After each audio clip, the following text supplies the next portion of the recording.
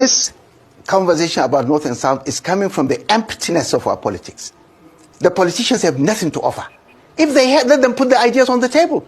I'm going to go for a president wherever he comes from. Once he's a Nigerian, he has the ideas to fix this country.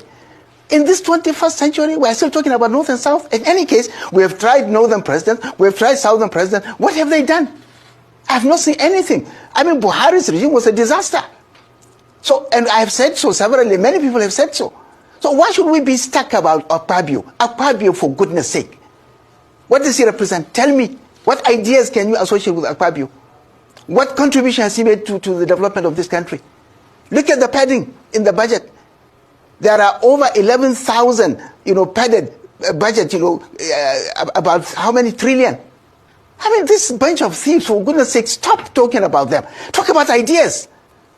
How can we fix this country? Look at the population growing. Look at the lack of jobs. Look at the insecurity. Look at the inflation. Look at the bills that are mounting. How can we survive in the 21st century? We're in a competitive environment. Okay, Dr. Bugadi. Tell these politicians that talk about North and South, bring your ideas. Dr. Bugadi. Now, if you look at the manifesto of APC and Asiwaju, you will discover that every promise that he put in there, unless he can show that there's a plan to create production, generate Nigerians to everything is about borrowing. And they may end up borrowing your intestine, your kidney, and every part of your being for the things that they want to do. The reverse is the case. Well, I keep wondering people around him if they're telling the truth or not. But I think Nigerians are suffering. Nigerians are suffering. He promised good road. He promised us electricity. He promised us good life. But today, during the campaign, I was telling people that Tinubu already has money. That I think he was going to come to give us a good life because he's not hungry for me. But to my surprise, it seems he's more hungry than ever Nigerian. It has been 2 years of toughness, of suffering, of people, regretting what they have done in that year. Okay, so my word to our president is that he should at least listen to the masses and they look up to them and see what they are really saying that he needs to address in his administration, because they are saying a lot. It's not everybody that hates him, it's not everybody that loves him, so he needs to listen to the people and know what exactly where they are pointing their hands and be able to work towards the joy of the people that he's ruling. I was telling him that I've never gotten old yet, and I remember when things were still better, like he says the country is going to get better, but the only thing I really just actually care about is good, it's way. But actually, they asked us to trade good roads, lights. They asked us to trade good roads, lights, good construction for good food. I think everybody in the country will pick good food at the moment. First, I would like to appreciate him for what he's doing and the boldness he has to do all those things he's doing. But I will be glad if he can also focus on what people are saying. So let him listen to what people are saying, basically, because people are going through a lot and you cannot stop them from saying what they are going through. Okay, on a scale of 1 to 10, I will rate him 4 over 10. Because I didn't really see him, Solid 1.5. But I'm not saying anything good. When good luck left, Buhari came, it was worse. Buhari left, Tinubu went, it was worse. Hence, I make Tinubu leave. I'm missing Tinubu. I think at this point, some people actually prefer to go back to Buhari era. When I make us leave Tinubu, and I'm missing Tinubu, that means something this country is really bad. Because I'm not saying, everybody can sit and think about one good Tinubu has done for us now. Zero, nothing to write about. Nothing to write about. I mean, when I said nothing, I meant zero. It's zero with the dots with 2 years, 0 upon 0. Back then in school, when you go in place of teacher, he draws your head and puts your eyes and your ears. So Tinubu is 0. So this is the view of one of the channel in Nigeria. They've gone around and they've asked Nigerians like you and I what they think about the Tinubu administration. Now, this has nothing to do with religion. This has nothing to do with ethnicity or tribe. This has everything to do with Nigerians as Nigerians and how they feel. Now, earlier, I also watched a video of a good friend of mine who ran for the president in 2023. I mean, I think prior to the election, I had a one-on-one conversation with him, one of the brilliant minds, one of the best minds that contested that election, Dr. Malik. And in his view, he has also the following. Fellow Nigerians, today marks 2 years since a new administration assumed leadership over our beloved country. As is tradition, the speeches are rolling out with grand accounts of progress, proud declarations of milestones, and lists of promises supposedly kept. It is their right to do so, but it's also our responsibility as citizens not to just listen, but to reflect deeply and respond with honesty. We should speak with clarity about the shared vision of today for an assured future. As a former presidential candidate and a citizen of conscience, I do not speak out of bitterness or rivalry, but out of duty. I speak for the silent majority, those whose daily lives reflect a different reality than those often claimed on podiums or printed in press releases. Let's tell ourselves the truth. 2 years into this administration, Nigeria is still adrift. The cost of living is unbearable, with inflation driving more families below the poverty line. Our currency continues to weaken, and trust in the financial system is fading like the old Naira note. Insecurity festers. Youth unemployment, even amongst graduates and skilled artisans, remains alarmingly high. And despite the promises, power remains unreliable, governance is sluggish, and hope is fragile. No nation thrives on slogans. Nigeria needs a strategy. So, Nigeria needs a strategy. Now, you would agree with me that this individual in question is one of the best minds, not only in spoken words, but in action. And when he said that he does, he's not speaking out of malice, you would understand that as well, that where he's coming from. Having said that, I now have the opportunity to bring some of you who have joined us. Like I said before, some of you who joined us earlier than this, of course, I appreciate that. So we have Ultimate, right? Is that the real name? Can you hear me? Ultimate, can you hear me, right? Oh, I think no, sir. Okay, sorry, Frank, are you there? Yes, I'm here. Okay, Frank, welcome. And I think Ultimate, can you hear me now? Yes, I can hear you. Oh, okay, you can hear me. Thank you very much. So, Nell Gill, can you hear me? No, sir. I think let me unmute you, no, sir.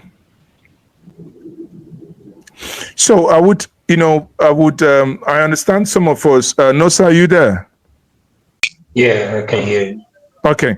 So I understand many of us. Let me quickly do this before we proceed. Is if you would tell me where you're joining us from, and you would also tell me what is your take in the last 2 years, right? In the last 2 years, what do you think has happened in Nigeria, in your view? So let me start with Frank. Frank, now, we have 2 years of Tinubu's government here. What do you think the government has done? If you would rate the government of Tinubu from 1 to 10, 1 being abysmally poor and 10 meaning that the government has done excellently well, how would you rate this government?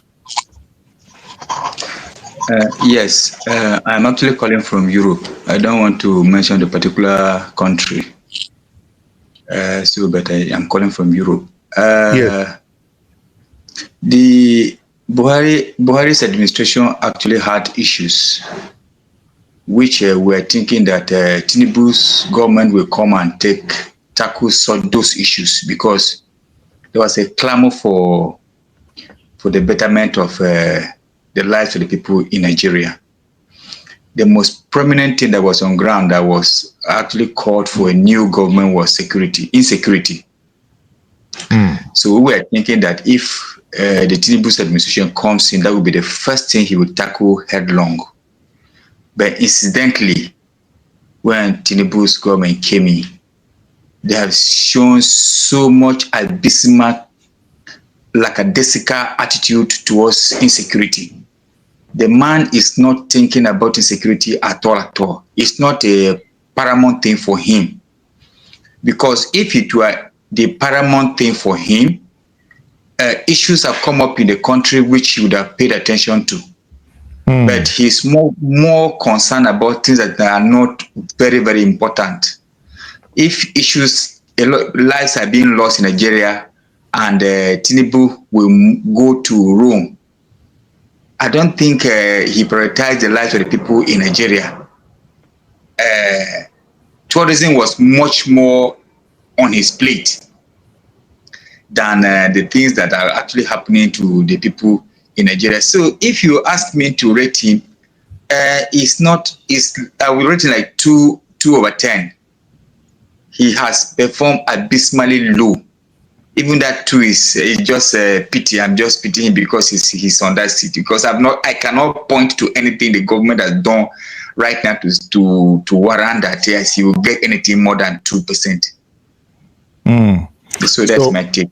So your take is that you rate Tinubu 2. So we are trying to put up a poll in the comment section. So many of you, those of you who are not able to join, you can also, say your mind.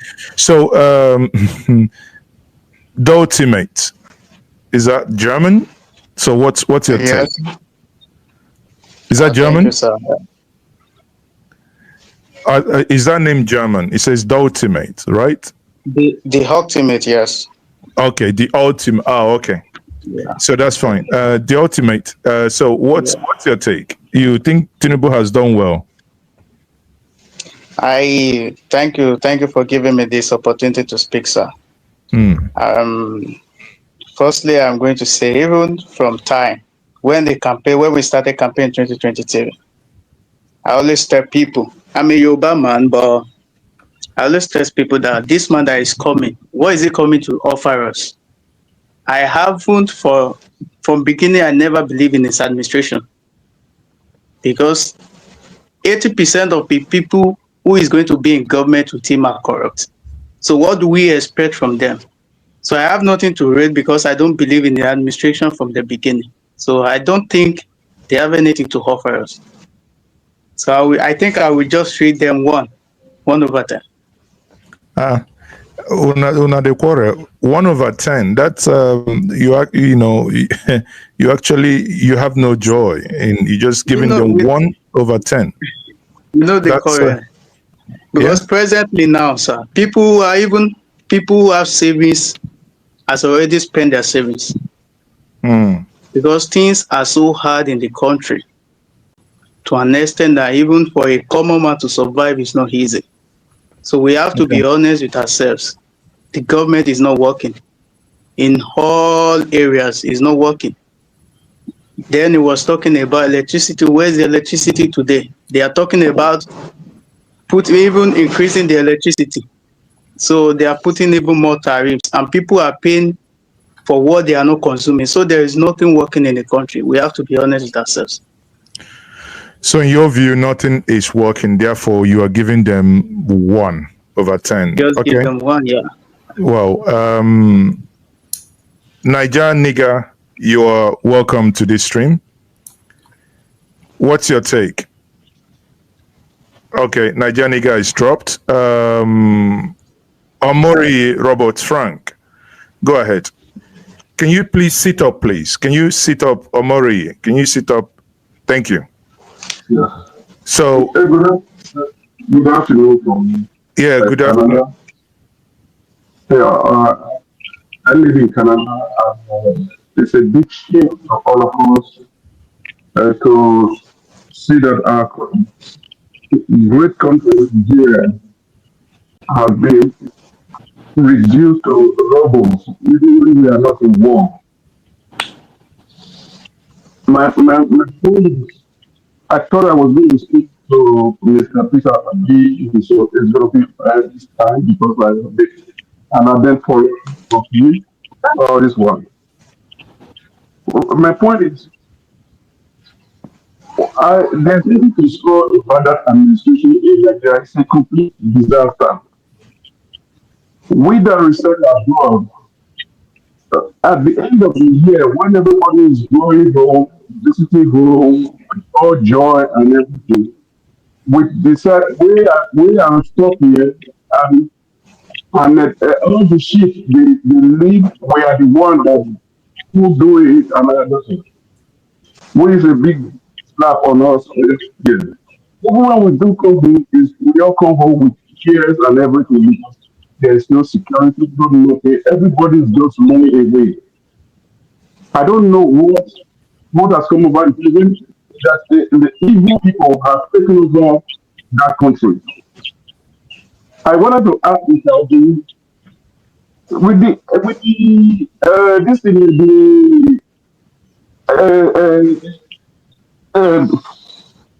one of my Labour Party, the crisis and everything being fueled by the government. What other platform he has in mind? Because I don't see him going anywhere with the Labour Party. The way the thing is doing. I just wanted to ask that because it seems to be the only hope that Nigeria has to make that country right again. That's my, if you do get a hold of it, and you can ask me this question because we are ashamed here. So to call ourselves Nigeria, but don't we still hold our head up high that we know what we are going through here?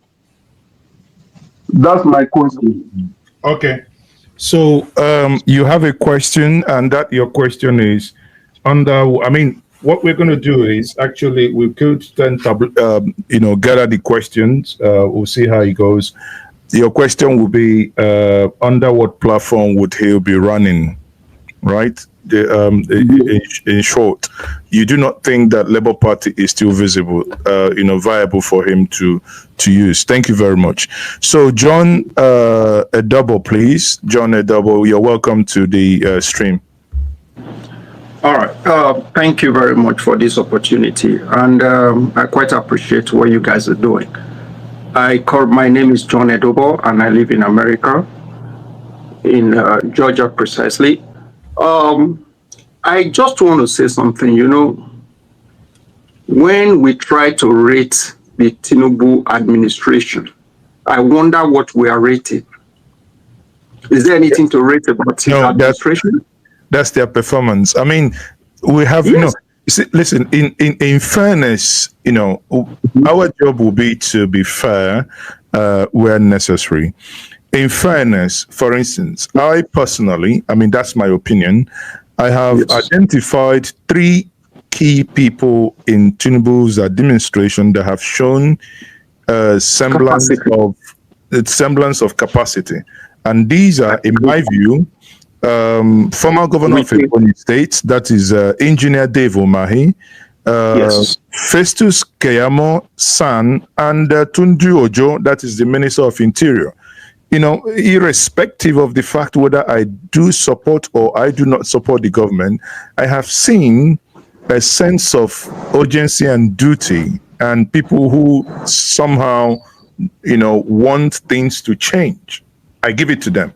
These 3 individuals, for me, are the stars of this government. Therefore, when you want to rate, in as much as the bigger picture might not necessarily be appealing, but at least there are some, commonsensical individuals that may have chosen to do something otherwise. Don't you think so? I quite agree with you with those 3 persons you've named, but let's add one more. Wike, whether we like Wike or not. Oh, yes, correct. Wike, yes, you're correct. 4 of them, those 4 people you've made mention of, those 4, I think, are really performing to their capacity or whatever. Exactly. Or even in the Bible, it said, go to the city if you find someone who is righteous. So could you use these 4 individuals to forgive the government? So, that's the point. The answer is absolutely no. Because the simple reason for my no is this. The primary reason why there's government is to protect lives and properties. And you think they failed in that duty? Woefully. I'm from Edo State, right? And I'm from Ishan, where you had that problem last time that they had to kill some houses, so-called the Fulanis, right? You see, when things are constant, it becomes a norm. Killing in Nigeria, as we speak, is a norm. People don't see it as anything awkward. In America, if a soul dies, it's aired everywhere. You see, even there's a reaction from the presidency. But it's not the case in Nigeria. Hundreds of people are dead. Tinubu is somewhere in France the other time enjoying himself. Apart from his spokespersons issuing that statement, it took even, I don't really, to be candid with you, I came to this country believing that pothole, as we always see in Nigeria, was enough. It's okay. Yes, I came to this country. I traveled all the way from New York to Georgia, right, on road. I didn't see pothole. But in America, there are places we have pothole. I've been in some parts of Oakland. Well, my brother, let's see. Because the weather, yes. If there are snow. No. San Francisco is. Calm down. Let me explain something to you. Okay. Let me explain something to you. But those potholes will not be everlasting pothole that will resort to ditches. No, what correct. You have in Nigeria are not just potholes. They are ditch. Nigeria is actually not. It's gone beyond ditch because they can swallow Dangote trailer. So exactly. So what are we talking about? The fact is, you see, even the Peter Obi, that guy. I'm a PDP member, but my family, Peter Obi loyalist. As in, when you say PDP, if you like, go and combine Wike, combine the so-called Atiku, combine everybody. None of my family member would drop their vote for those stupid people. You see, Obi will be the one. What the presidency is supposed to be doing, the so-called president is supposed to be doing. Obi is the one running around caring for people. That's love. That's humanity in display. That's what government is all about. We don't have protection. We don't have lives and property in Nigeria. It's just like is I don't know. My family in Nigeria right now, I feel for them. If I have the opportunity, I will take every one of them out of that country. Because the government, do you have government? Is that a government? And you are rating them? When they construct road for you, you are clapping for them. Here in America, when roads are constructed, in the next day, of their manifesto is not part of what they clap for. What they the thing is, to do it. My brother, you see, the thing is that Nigeria has a very, very dysfunctional system, right? I understand what you mean. In Europe, it's either the council or the commune, which is the local government that talks about local government. Yes. Yes. If we talk about roads, with the exception of something like the FCT, which is a capital where you have mayor, then in this case, Wike will be acting as a mayor. Then yes, should be in charge of road. If you talk about like Sadiq Khan, the mayor of London, being in charge of the TSL, that is the London transport and whatnot, right? So yes, with such exception, you now understand that talking about people building roads, and I'm from Anambra State, and you hear, oh, I should clap for someone because he's building a water park. Forgive me, but what's your duty in building water parks? In some states, you hear they say the state governor has built shopping mall that ought to be, they are clapping for them. And that ought to be a private enterprise. All you need to do I don't get it. Enabling environment to build that.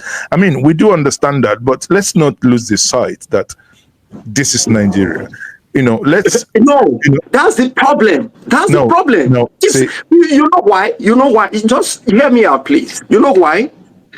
Because we keep saying this is Nigeria. Why not? I want you to take this question in cognizant to in responding to what you just want to say. Effie here says, you have 5 credits, including English and Maths. Sorry, you need 5 credits, including English and Maths, but you got 3 credits without English and Maths, and you claim to be performer. The key performer, the key performing indices of a government is security, education, health, and job. Do you agree with Ifeanyi? If not, why? Do you agree with him? If the key performance index, right, is it must include English and maths, and you failed those, it means you have failed. Because now the primary objective, the reason why there's government is protection of lives and property. That's the primary thing. Then you talk of health, before health. All those are other things that will come in. Because if you're not secured, yes, definitely you can't even talk of good health. You can't talk of feeding, because those are the other things that comes before protection. You need to protect the people. You will need to protect. And if you fail those two things, you have failed. There's nothing to rate you about. There's nothing, absolutely. Okay, and thank you very much for that contribution. Before we bring someone else in, you've raised your hand, or Mori, quickly make your intervention. Yeah, I just want to contribute to what this man was just saying, or what yes, that time about road construction and everything. There is nothing. It's road construction. The people in that country are hungry. You can't go, but it's not the construction road and people are hungry. You won't go and cut a patch of the road and eat. That is nothing. If people are satisfied, the road will be secondary. Let the people feed first. People are dying there. No food, nothing. And no water they need back home almost every 2 weeks. Let's okay. It has doubled.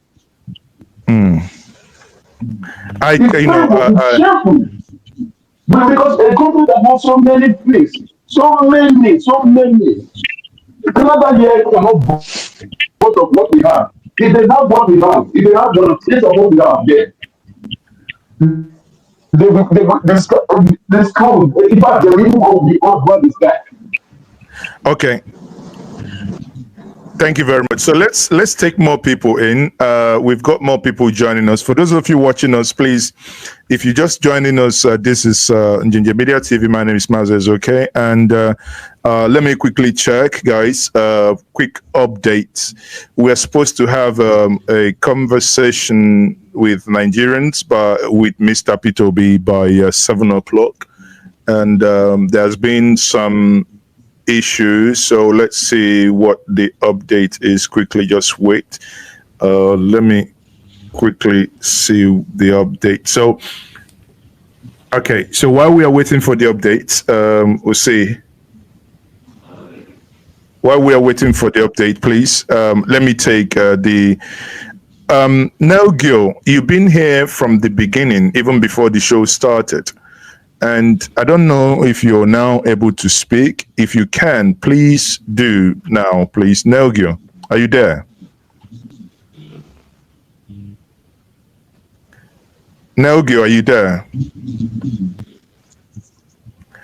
Okay, for some reason, I can't hear you. So let me see another person. Nelgio is not able to speak. Tessa, Sam. Tessa, are you there?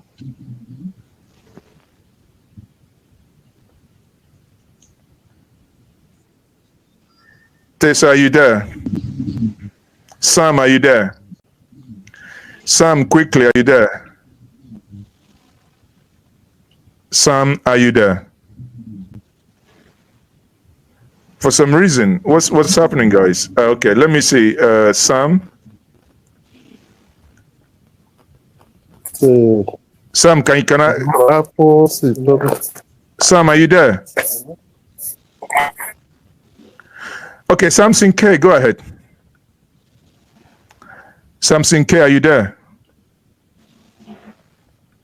Guys, if you're joining, you're joining to speak, please. Okay, Ike, I'm going to be bringing you in now. Ike, are you there? Yes, I'm here. Good afternoon. Okay, so Ike, 2 years of Bola Ahmed Tinubu and the APC-led government. What's your take? Before I have your take, Ike, let's listen to this and I would want you probably to respond. So quick one, Nigerians. Today, 29th of May, is actually 2 years of President Tinubu administration. That is the renewed hope government. And I just want so that we go use this opportunity to honestly and sincerely talk our own mind. Because for Nigeria, one of the problems is say you cannot speak up without being labeled maybe na ethnicity or na political affiliation you use the talk. I just want all of us to sincerely and honestly put our own opinion. Within these 2 years of the Tinubu administration, what is your assessment of this government? Waiting you think say be those things for you as maybe a Tinubu supporter or person where they APC too. Let us be able to agree or disagree on issues without name calling. Waiting be those achievements where you go talk say Tinubu don't do well. Now here it meets security, now here security day. I feel safer under this government. The economy day better. It talks say subsidy regime don't end. The money from subsidy now here they carry am. Now here it don't pay the loan where we been they owe. Now the one way don't borrow, see what in use them do. This and this health sector now here the team been day. Now here it don't make them better infrastructure. Corruption been day like this before it come. Now where it don't come, it don't fight corruption reach so level. Because we must as a people be able to hold our government to account without being tagged as a hater or somebody who is trying to, sow seed of discord. Anything where say don't be your personal experience as a Nigerian, whether you here at home or abroad. Do you feel like the country is now better for you to invest, maybe for you as business people, for you as a small business person, the environment for you to do business is better? What is your honest opinion about the 2 years of this government? So that we go know exactly where we head. 2 years is half of your tenure for 4 years. It's a long time for you to be able to achieve anything. So from where the president come in, and remember say been talk saying it will continue from where Buhari stop. So from that place where Buhari been actually stop, where him don't continue carry and reach, so are we headed in the right direction? Are things better off? Are the lives of Nigerians better? Are we safer? Is the economy stronger? Is corruption being fought? Are we having the full kind of democracy that we say we are practicing?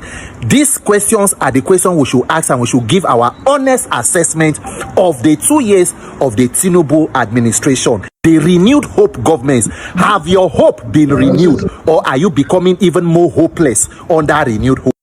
Is borrowing. Now, if you look at the manifesto of APC and Asiwaju, you will discover that every promise that he put in there, unless he can show that there is a plan to create production, generate Nigerians to everything is about borrowing. And they may end up borrowing your intestine, your kidney, and every part of your being for the things that they want to do. Okay, so that's quite a mouthful. Let me get Ike in here. Ike, listen to Randy Peters, a very eloquent young man and a straight talker. Listening to him, assessing Tinubu and the things he said. Your own opinion, what do you think is happening? Ike, yeah. You can hear me now? Yes, we can hear you. Go ahead. Personally, I think I agree with my brother Peter. Listen, there is nothing to assess about.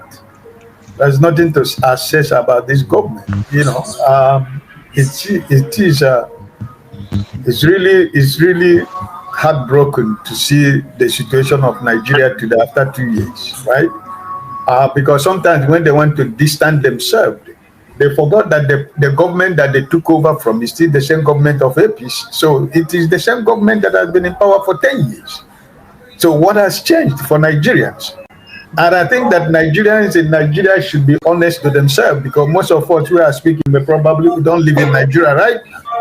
And you, it's okay, you live in Nigeria partially, or most of the time you are in Nigeria. So if I'm trying to assess this hopeless government, people would think like what my brother Peter was saying. People would think you are playing politics. If Nigerians that are in Nigeria cannot assess this government, I mean, it's shame on Nigerians themselves if they cannot be able to speak out to say this is what this government is all about. I am not in Nigeria and I'm not hoping to be there tomorrow. So what am I assessing them from? But from where I am staying, there is no government in Nigeria. We don't have a government in Nigeria. So do you have a government, honestly speaking?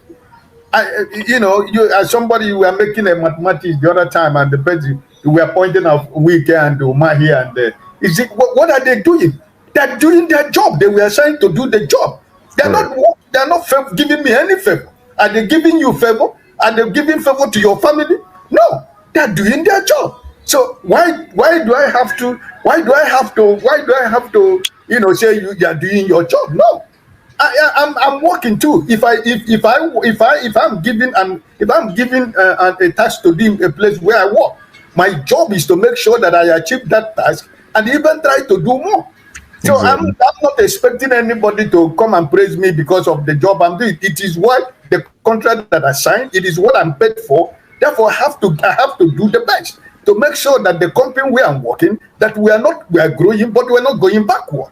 Because if the company is growing, it is affecting the community where the company is. It is affecting everybody. The economy is reaching everybody, and the people's power begin to grow. So if Nigerians cannot assess their government, if they think they have a government, I mean, it's shame on Nigeria. So for me personally, I have nothing, because somebody was talking about when we talk about security.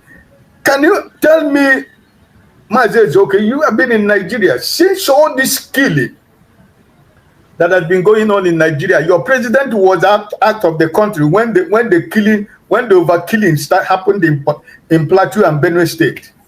Since he came back to Nigeria, has he visited any place? Has he gone to visit any of the state where there has been constant killing of innocent Nigerians? No. But for the past 3 months, this useless government, this spineless government has been busy campaigning for 2027. Even when INEC has not given guidelines for politics and campaign, but the government in power has already begun to campaign for 2027. For the past 3 months, they have lost touch with reality. They have lost touch with Nigeria. They have lost touch with the feelings and the suffering masses of Nigeria. But they are all busy campaigning for 2027. So, my brother, let me take you on that comment, the last comment now. While I acknowledge I welcome those that have just joined us now. Stay humble, Tony, okay, and Emma, Missy, I see you all. We'll be taking you quickly. So if I take this point that you've said now, that the government has gone bonkers, just basically gone into overdrive for 2027. He has never, in all my adult life and my political engagement, at least 4 active electoral cycles, I have never seen a thing like this, that a government will be less than 2 years old and have gone into overdrive for the next election. Normally, you will see government stop working about 6 months to when they start campaigning, but this is 2 freaking years ahead of time. And you use the word spineless, and I want to borrow that and throw that into some governors and senators, and that people now migrate like headsmen, from one party to the other, whereas they haven't delivered anything. Listening to the former governor of Delta State say that he is going to connect Delta State to the federal government, I'm like, is this man suddenly turned to PHC, and is he an engineer connecting them to the national grid? Where have you been? This is a person that has been in the PDP for so many years, and the PDP was in power. This is a man who was a governor for 8 years, suddenly said he wants to connect them to the national grid. I mean, it's, sometimes you think that either these men are a bunch of jokers or that they have lost touch with reality, borrowing your word again. So, speaking to that part that they have, election has started in earnest in 2 years ahead of time. And that brings me also to a point when people will say, oh, Peter Obi should tell us what he wants to do. And when people contact me personally, I will say, guys, are you guys normal? How would you want someone to tell you if he's going to contest under this party or if he's going to be here 2 years ahead of time? Who does it? It's just that, whatever is happening now, it appears, permit me to say that we are normalizing madness. Don't you agree with me? Yeah, I completely agree with you. I am not one of the apostles who are telling Mr. Peter Obi to tell us where he's going to campaign. I mean, looking at the political landscape of Nigeria today, you cannot predict what is going to happen. So I am not one of those people who are telling him to tell me tomorrow where he's going to run in 2027. No. My primary concern for my principle is for him to, to continue to do what he's doing while he's building his political structures and strategizing himself for 2027. It doesn't matter the emotions we have, we the obedient people and Nigerians who want him. I wouldn't want my feelings and emotion to override what is the political calculation and political landscape in Nigeria for him. No, I'm one of the people who believe that he has already put himself in a place where he cannot run away from Nigerians because Nigeria want him to lead them. So, I mean, that is the plus for him. But for me, knowing what is going on in the whole political party, because the government in power and the government apparatus have decided to destroy opposition political parties. So everything they are doing is making sure that somebody like Mr. Peter Obi probably might not have a platform where he's going to contest the election in 2027. So I recognize that, and I really feel pity for Mr. Peter Obi because of what is going through in Nigeria politically. But I think he has resolved to stand firm, and that is what encouraged most of us who are both inside and outside Nigeria, that we have somebody that have resolved to say, I'm for Nigerians. I'm not for myself. I've decided to sacrifice my life and my family for the good of common man in Nigeria. And that's what gives me hope every time I wake up. So I don't want him to come and tell me tomorrow that yes, he have made a decision that is going to be PDP. Which PDP? PDP is there a political party called PDP anywhere? Because everybody are taking part of it. Every member of PDP are taking part of PDP and going to their local government. So which PDP? Somebody that is show me is pressurizing PDP to come back to PDP. Which of the PDP? Which of the PDP is he going back to? So I am of the opinion that as he continues to speak to us, and some of you who are very close that are home, that are communicate with him every day, continue to advise him, give him strategies how we can be able to strategize for 2027. When the right time for him to make that decision comes, I know he's going to do it. But all we need is for him to continue to stand firm. Because if they're talking about government like my brother John Edebo from US was saying right now, it is Mr. Peter Obi that is ruling Nigeria. Do you have any opposition? Where is that? He's in Dubai. Now they're talking about coalition. He came back with the group of people who are looking for their daily bread. He came back from Dubai to be showing his agbada everywhere. They're having a conversation. Where has he been all this while? Does he have a political party? Does he belong to any political? Which bed does he have? So I don't think Nigerians are serious. Nigerians are not serious people. I feel your frustration. Sometimes one would end up saying, what are we going to do? So I think, fellow Nigerians listening, I recall when after the election, myself and Dr. Mo, we led a protest for 21 days in Abuja non-stop. The day we went to the defense headquarters and we knelt down there and we sang Timi Dakolo's song. And after that, by the time we got back to Unity Fountain, people already were sending me, what's it called again? Posts, from Vanguard, from Punch, everyone saying that we are calling for coup d'etat.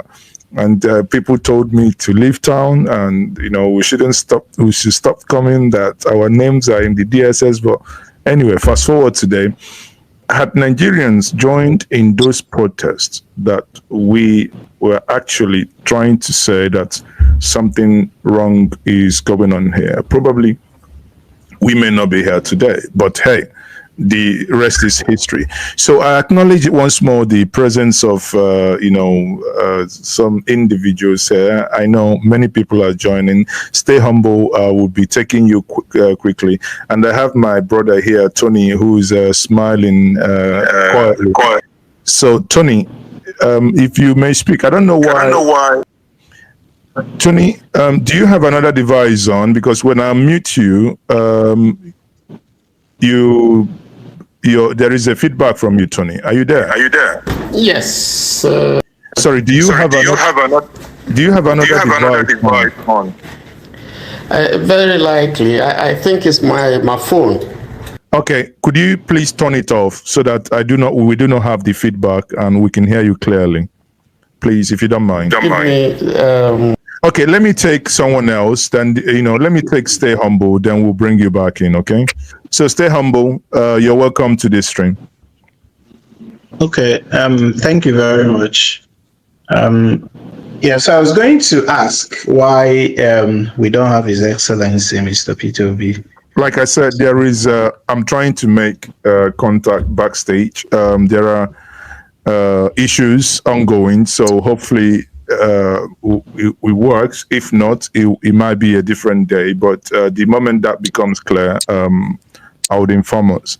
So the stream was actually scheduled so that we have these conversations, then leading to him being able to join this space. Then this space will now go on. Okay, so the reason why I asked is that the case may not make sense to us now, but when this broadcast that he will be on Twitter Space at 7 p.m., we probably wouldn't realize how far this would go. It will go across Africa. And it doesn't. This is not the first time we have had Twitter Spaces rescheduled or whatever. There is a reason why today was chosen for him to speak and speak to issues regarding this government 2 years after. Now, if it becomes eventually inevitable, I mean, nobody go die. We'll have to reschedule at some point. But anyway, the point now is that we're trying to have a conversation amongst ourselves to say, what is our take of this government 2 years down the line? Do you have an opinion? Well, I don't know if you're trying to shut me down. Yeah, but I was trying to make a point that if you are going to listen to me, get the point, because this is still part of the problems we have in Nigeria, but it has by the way anyway. So regarding this government, I wouldn't probably had wanted to speak about it because I think it's a hostile occupying government. We should not even be talking about it in the first place. Yeah, but personally, I didn't really expect much from them, given that, we all saw the signs coming during the campaigns. Before the campaigns, we saw how they used a lot of money, millions of dollars to bribe the delegates that voted for them in quotes in their primaries, We saw the antecedents. We saw the way they didn't want to talk to Nigerians. We saw their bigmanism in quotes. Yes, we saw the way they went to Chatham House and delegated responsibilities to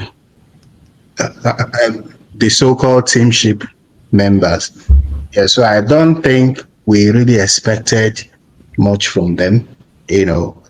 We knew the stealing will continue. We knew the criminality will continue. We knew that the gaslighting will continue.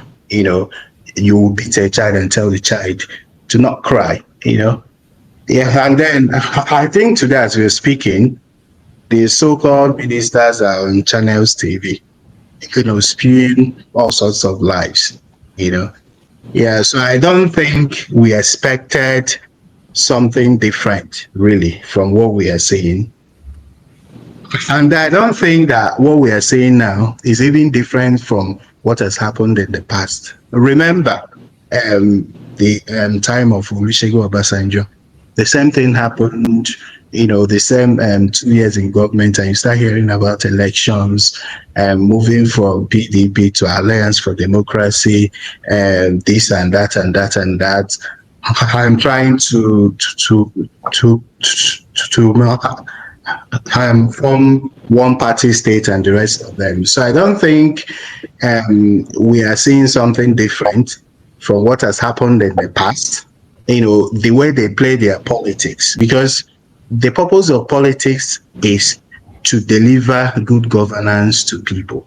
But the media and even some social media influencers are trying to paint a picture that politics is some kind of Game of Thrones, trying to outsmart people.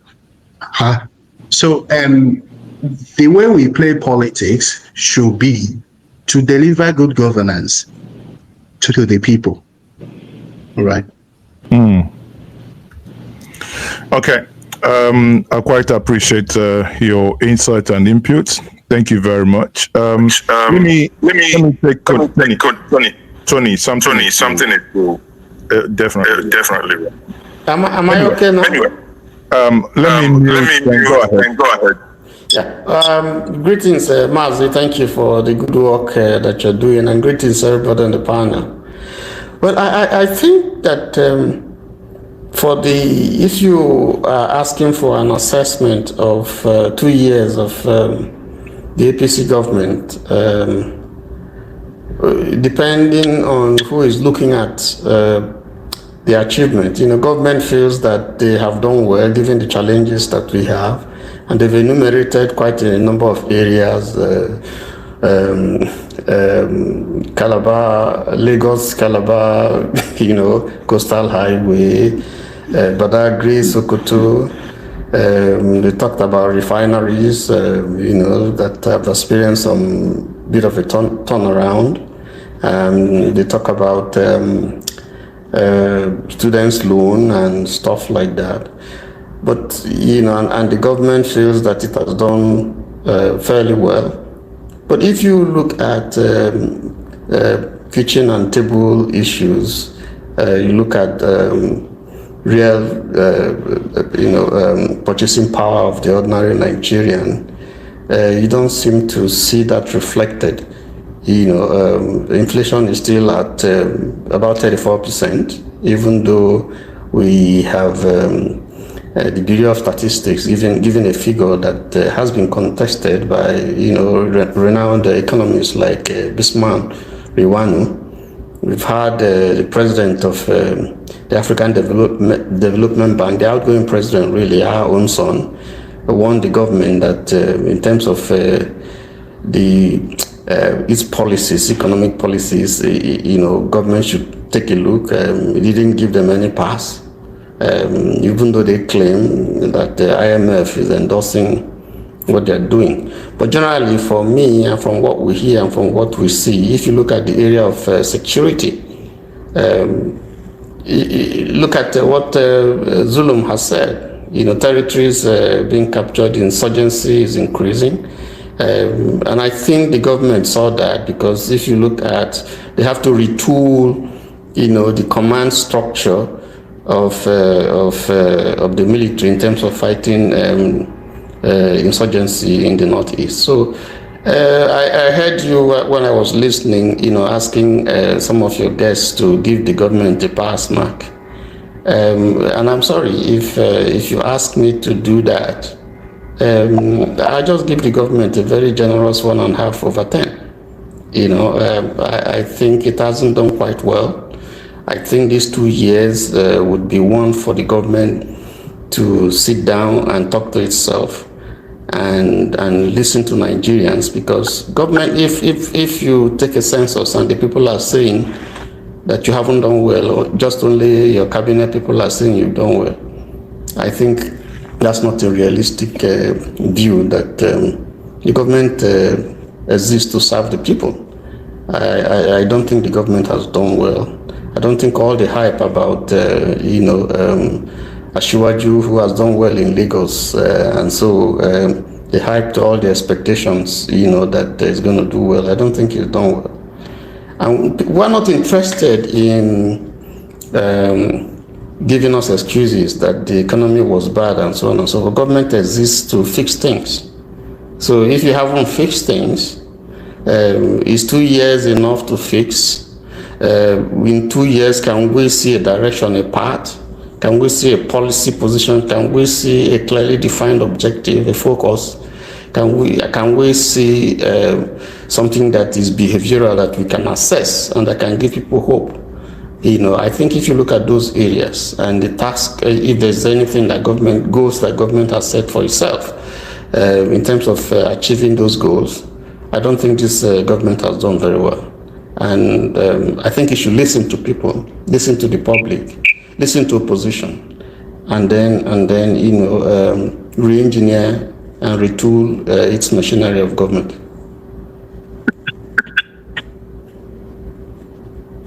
Yeah. That's yeah. I think because yeah, that's quite insightful, Tony. Thank you very much. 1 over this is 1 over 5 over 10. That's a clear failure.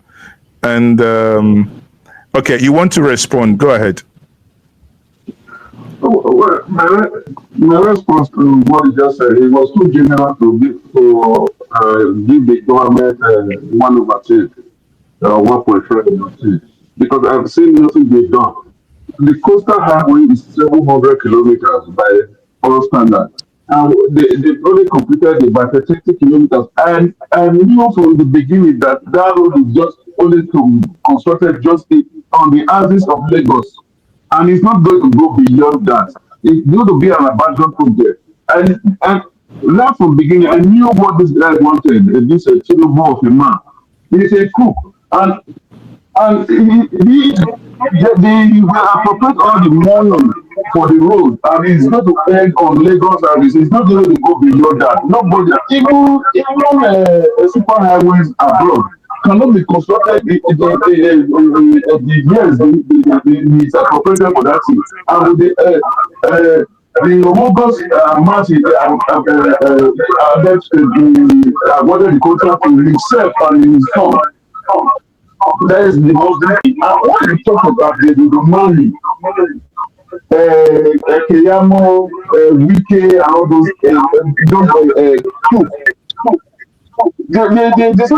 I've seen nothing they've done. They've done nothing. Nothing. It's all stealing. Okay. It's been confirmed, guys. Sadly, the conversation has been postponed. However, a new date will be announced. Again, like I said earlier, part of the reason why we started late was also to see if certain things. No, hold on. Whose mic is on? Somebody's mic is on.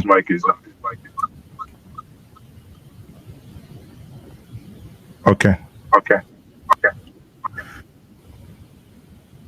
Omori, I think it's your mic that was doing that. Anyway, so part of the reason we started late was to see if certain issues will be, certain things will be resolved. I know that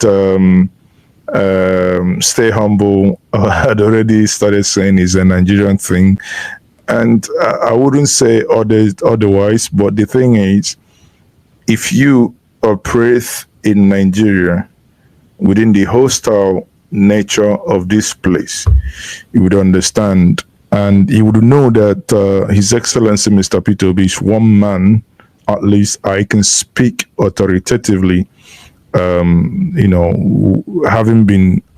worked closely with him for a couple of years, you know that he is one man that will, at any point in time, wish to speak to Nigerians with full of empathy, right? So for him to, for this to be postponed, you understand that Even if it meant that it could have gone on for 30 minutes, it would have. But nonetheless, this space is still going to happen. That is a guarantee. There is also, but we haven't finalized that. There is also another event that we are planning that's going to be on ground in Abuja. For those of you, once that is confirmed, we'll put it out. For those of you to attend, who will attend. I personally will be there, and he definitely 100% will be there. And that, again, will be transmitted live here on Ginger Media TV.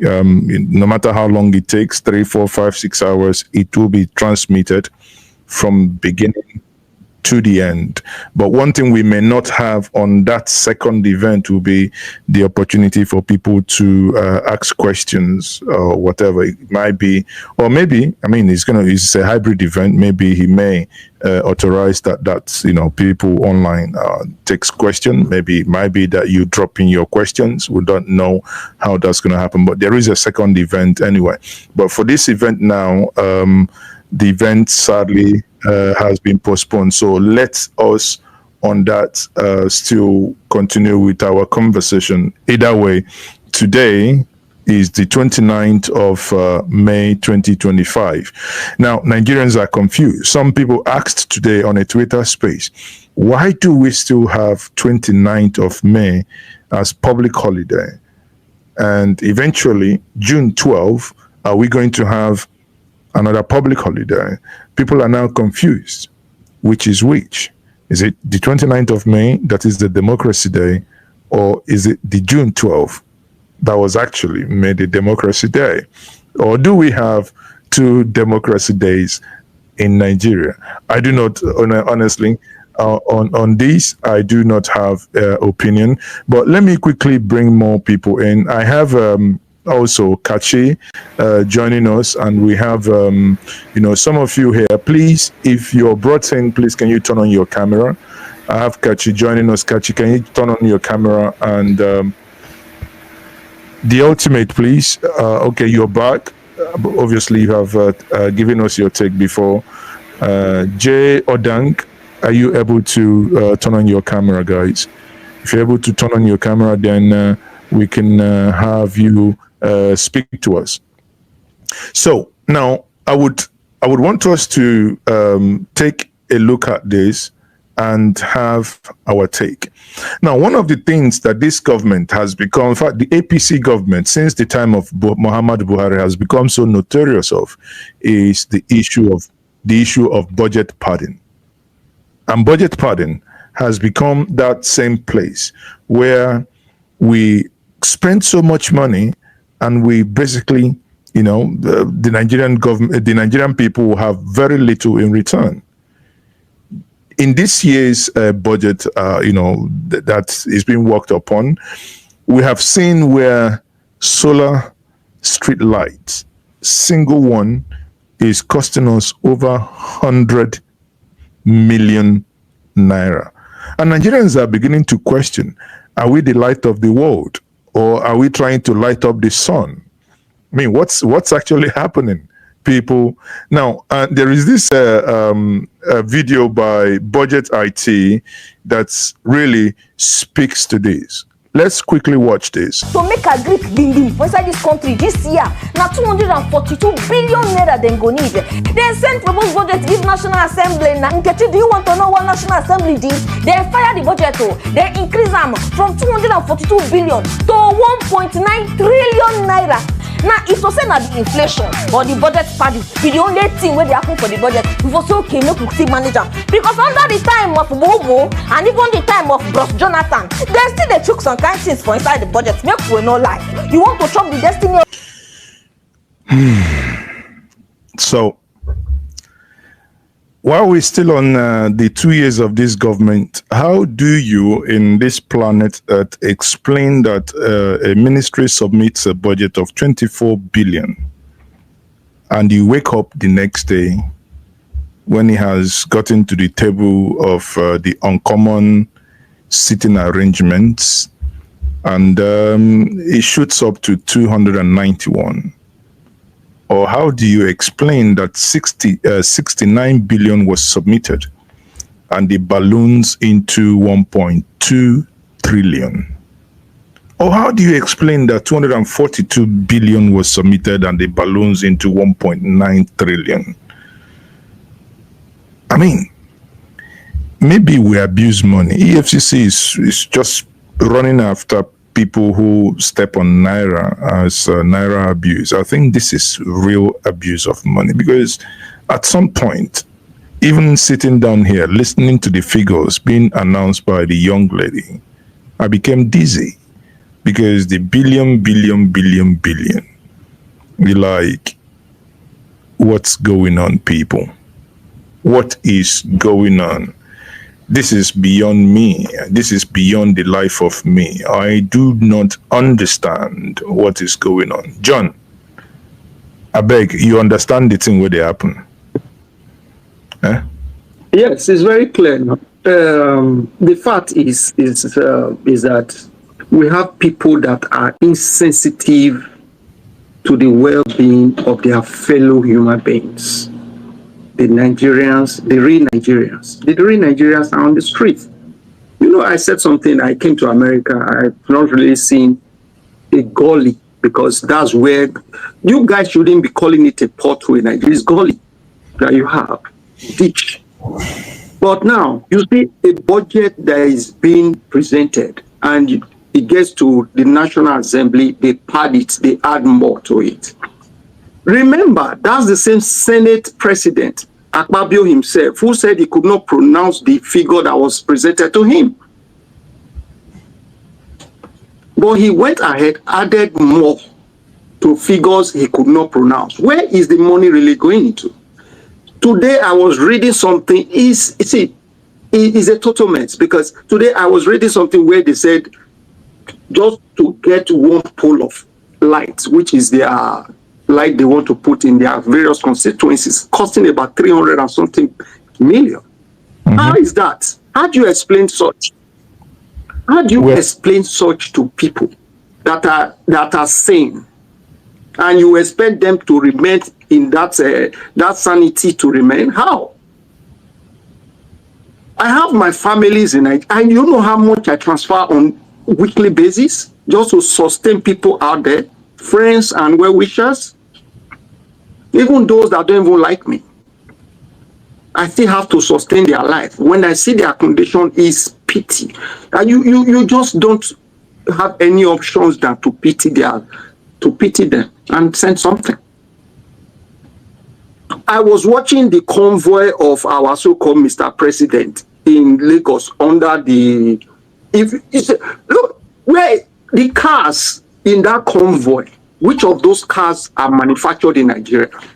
But even if it's not manufactured, which of those cars are distributed in Nigeria? Oh, that's like Innocent Motor. Do you see Innocent Motor in those convoys? No, but that's a renewed hope convoy now, so you should know that's a renewed hope. No. Let's call a spade a spade. That's a renewed disaster. Because now, look at the budget. Look at those cars. The latest one that man is driving is made in America here. It's an American car that he's driving. You know how much to fix that car? That car gets bad. To fix it, they will have to put that car back in a container, bring it back here for repairs before taking it back to Nigeria. That's taxpayers' money that is being fleet away like come on, no man's business. Come on, John. So you mean all the mechanics in Nigeria, no one can fix it? No, that's customized. That's a customized car. I know. I'm telling you, I don't want to overblow someone's ego here. I will just go down my basement here, and I will show you that car he's driving around there. Crazy. See, let's call a spade a spade. Things are not working, and you see people still moving on the street. You see, but my greatest pain is this: even the poor among them are the ones still clapping for these idiots. The poor. Okay. Kachi, finally you have been able to join us. I would want to, because I don't know if you're able to talk. Kachi, are you there? Yes, I'm with you. Okay. So, John, thank you very much for insights. Kachi, are you able to make your contribution? Because I can see that you've come in a couple of times and probably your network was doing a Nigerian on you. Well, actually, it's not a network. I just came in, I saw your program. Okay. So going on the stream, and I was not properly dressed, so I had to look for something to wear. Okay. And come back, yes. That's fine. Yes, so very much. I've been following the conversation on YouTube. Then I saw the link. I said, let me join in and see how I can make my own contribution, because Nigeria is for all of us. Yes. Now it's your turn. Go ahead. Yeah, so like, I don't know how to start, but let me just start. You can start anywhere. The former South African president says in the beginning, so you can start from the beginning. Okay, so I don't think. Sorry to say, I want to speak pessimistically. I don't think the president is doing badly. You ask me why. Why I say he's not doing badly is because we are learning from him. We are seeing the extent Nigerians can get up to. Nobody is complaining. This evening I went to the supermarket, a shopping mall, to buy 5 items. When the girl punched out my bill, I was like, wow, 35,000 naira for what? What did I buy here? I started looking at the items again. In my head, I just told myself, I'm not buying these things again. Minimum wage. I was like, what the hell is this? You understand? We're actually learning the extent, and nobody's complaining. Just look around you. Everybody's going about their normal lives. That's why the government of today is saying, there's nobody complaining, there's progress everywhere. Meanwhile, there's no progress. But do you actually, sorry to butt in here, do you actually blame Nigerians for not complaining? Are you not in this country when the end bad governance happened, and we all saw how it ended? And suddenly certain things, were almost tribalized, that people started pulling out saying, okay, I do not want to get involved. No, I'm not. That's why I said I want to be pessimistic. I want to play devil's advocate. I want to be on the other side. I know everybody's like, oh, why is the government this, that? But right now, what do we do? How do we start? For example, you see my name is Kachi. If an Igbo man comes out and says, hey, see what's happening. Everybody comes out and say, oh, the Igbo man is talking. He doesn't want my people to rule. He doesn't want people to stay. He doesn't want this to happen. But look at now. All of us are going to the same market. I was in the same market. A girl came and said, oh, this thing is 5,000 naira here, but in Sefa, it's about 1,000 Sefa. I was like, I stood there, I was just listening to her. She was complaining. Do we now spend Sefa in Nigeria? No, she was comparing what she bought in the same shopping mall I went to Sefa. You understand? But she's just coming, I think she's just coming in from Benin. You understand? So I was like, in my mind, I said, nobody's complaining, so that's how we'll keep going. And the government is taking that, since nobody's complaining, they're doing the right things. The policies are working. So that comes to the question, which I would have loved to ask everybody, like, are we sure there will be a free and fair election 2027? Are we sure? In our heart, let's ask ourselves the truth. We know who we want to vote for. I know who I voted for. Is the man. His name is here. You understand?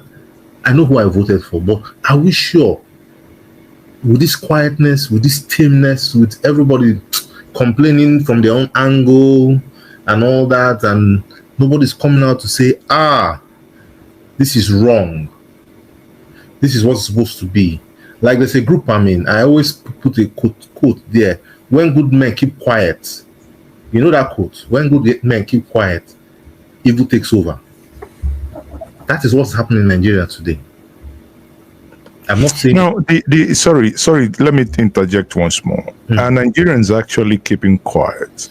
Nigerians are talking both from because hold on, Nigerians are actually not keeping quiet. We were at some point over 600 people listening and interacting here. No, Chief. These are people who are not keeping quiet, Chief. and Nigerians keep, Chief. On the street.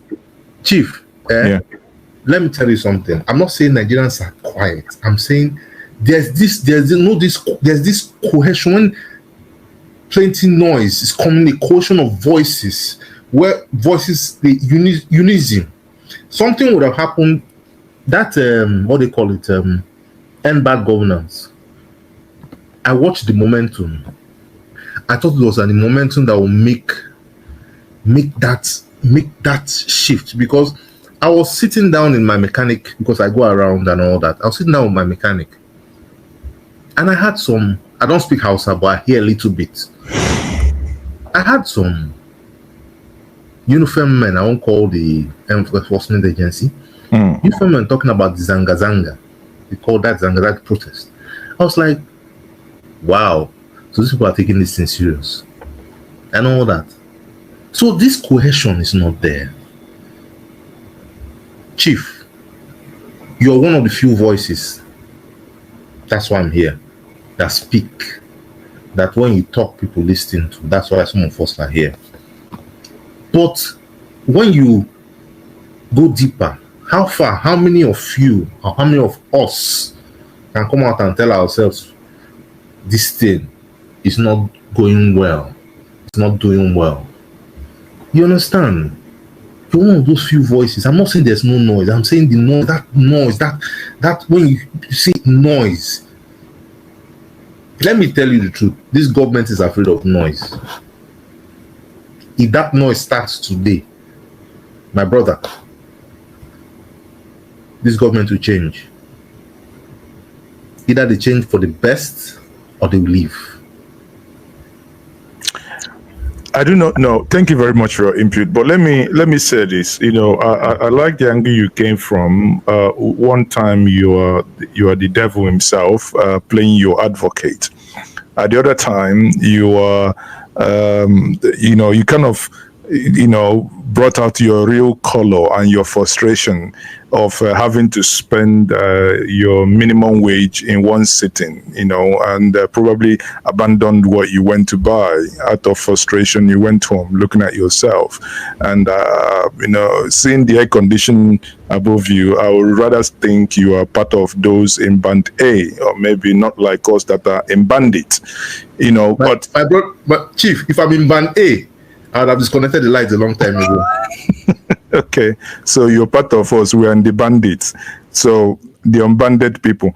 Anyway, be that as it may, the point here is that however we look at it, I think it would be unfair to many Nigerians that I meet on the street every single day, and who are voicing their frustration, who think what can they do? They, lend their voice, their voices in a way they can. And at the end of the day, but I think you're also right, because the critical thing that is still missing is the aggregation of these voices.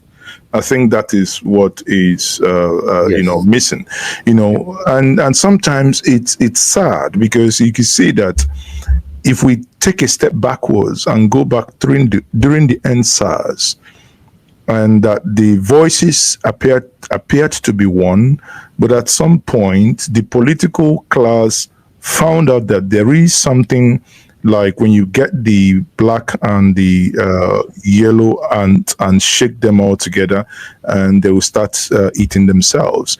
And they found out that they can actually infuse terror by infusing some elements into it. And two critical things that they used were tribalism and religion. Suddenly the narrative began to change. People began to look at one another differently.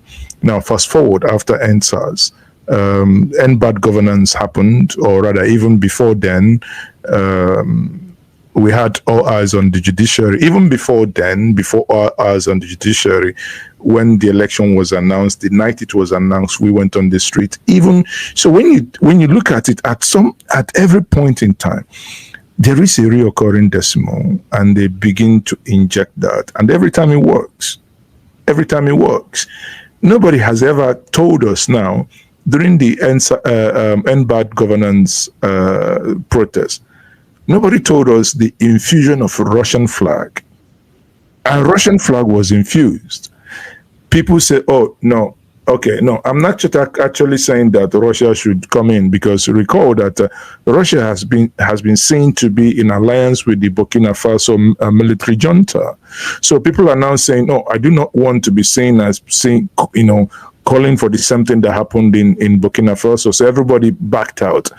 Now, some youths in the northern part of Nigeria that did not actually understand what was happening, but obviously were hungry and angry, came in, and we saw were innocent, young, 15, 16, 14, 13, 12, 10-year-old kids. Yes, children, not even young adults, children were brought to court, and the outrage that followed. But the rest is history. So the point, agreeing with you here, is that this recurring decimal that is being constantly infused by the political elite, the thieving class, and they keep getting Nigeria, then that should be that one constant that should, Nigerians should begin to think how to deal with. And as it is today, if you come on Twitter Spaces, you see somebody, when you talk about this thing is happening, somebody will tell you, go back to your state. And you're like, for goodness sake, what has that got to do with your state? You are, by the federal law, by the Constitution of Nigeria, every Nigerian is equal. It doesn't matter if you're from Katsina and you live in Adamawa. It doesn't matter if you're from Ekiti and you live in Sokoto. It doesn't matter if you're from Abia State and you live in Obomosho. It does not matter. Want something that has to do with, as a nation, it affects everyone. When the president abandons the duty post and goes to France, the last one, everybody saw it. The people that went to France came back. And I made a tweet. It was a joke. I said, well, could you take a guess where the president will go next from France? From Italy. If he's going to touch to France and probably touch to London before he comes back to Nigeria. I do not know. I'm not his pilot, but take a guess, because he didn't return when others returned. Right? So I don't know. So you can actually predict these things, right? Somebody goes out, he can't hand over. I don't know why. Even Buhari, in his no matter what, was able to hand over to Osibajo, a couple of times, until Osibajo took certain bold steps that saw the DG of DSS sacked when they invaded the National Assembly. And since that time, he was never handed over again. But this one, from on day one, all you hear is that the president is going somewhere, is going to do home office. Some of you who worked with certain corporations or among big corporations, you understand, working from home. So the president is working from home, away from home.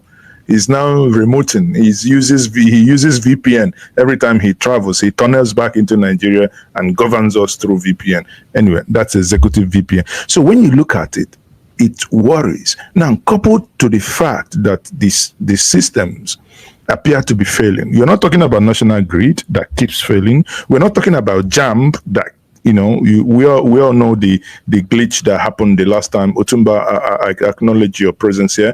Now, we're not talking about those ones. We're not even now talking about JAMB, WAEC.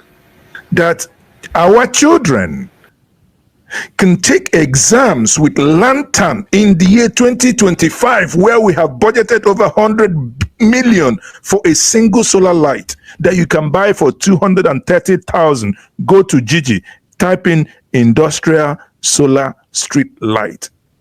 Single cost is 230,000. 30,000. You're even going 5 bucks. Hold on. Do it times 4. Just times 5. You're going 230. I bought No. So those ones, there are ones I have in my house. Okay. I bought for 70. I bought for 60, right? But I say industrial ones, the ones you can see on the Third Mainland Bridge, these things are not up to 500,000. And how can people unconsciously pay over 100? You know what it means? You reach to stone somebody. You reach to take stone somebody for that alone. But hey, what are Nigerians doing? Again, what do? It pains me to see that our children are writing exams in these conditions. Can you imagine? Tell me how this is a way to test their knowledge. Tell me, where is the lantern? Look at the other end. There is no light. And someone is going to write exam under these conditions, almost under duress. How does this happen? Yet, those who are telling us that after 2 years that they have done marvelously well cannot say this, and none of them speaks to the issue. Now, before I take Otumba and a couple of others and we'll round up, let's actually see what the government sees about themselves, how they see their performances so far. This is a documentary. I believe it would have aired. What's the time? 21. So I believe that documentary would have aired about an hour ago at the major, national televisions. But let's just look at the snippet of what the government thinks about themselves.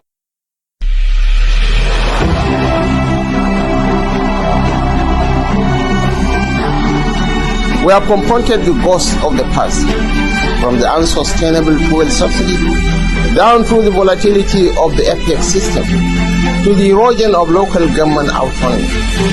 These were not easy decisions. Servicing as a percentage of revenue is down from well over 90% to just about 60% according to the figures at the end of 2024.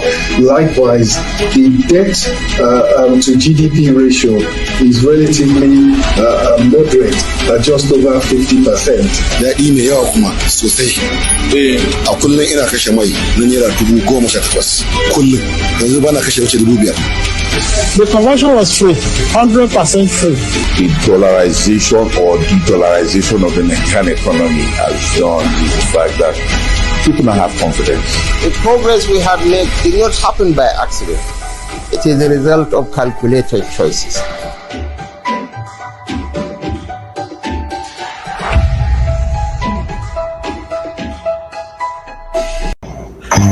So we can see.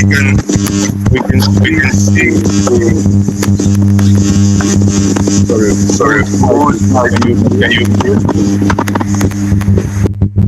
We can see the voice as referred by the government. Now, to take this final step, final take on this, I quickly bring Otumba to this. Otumba, you're welcome to this and thank you for joining.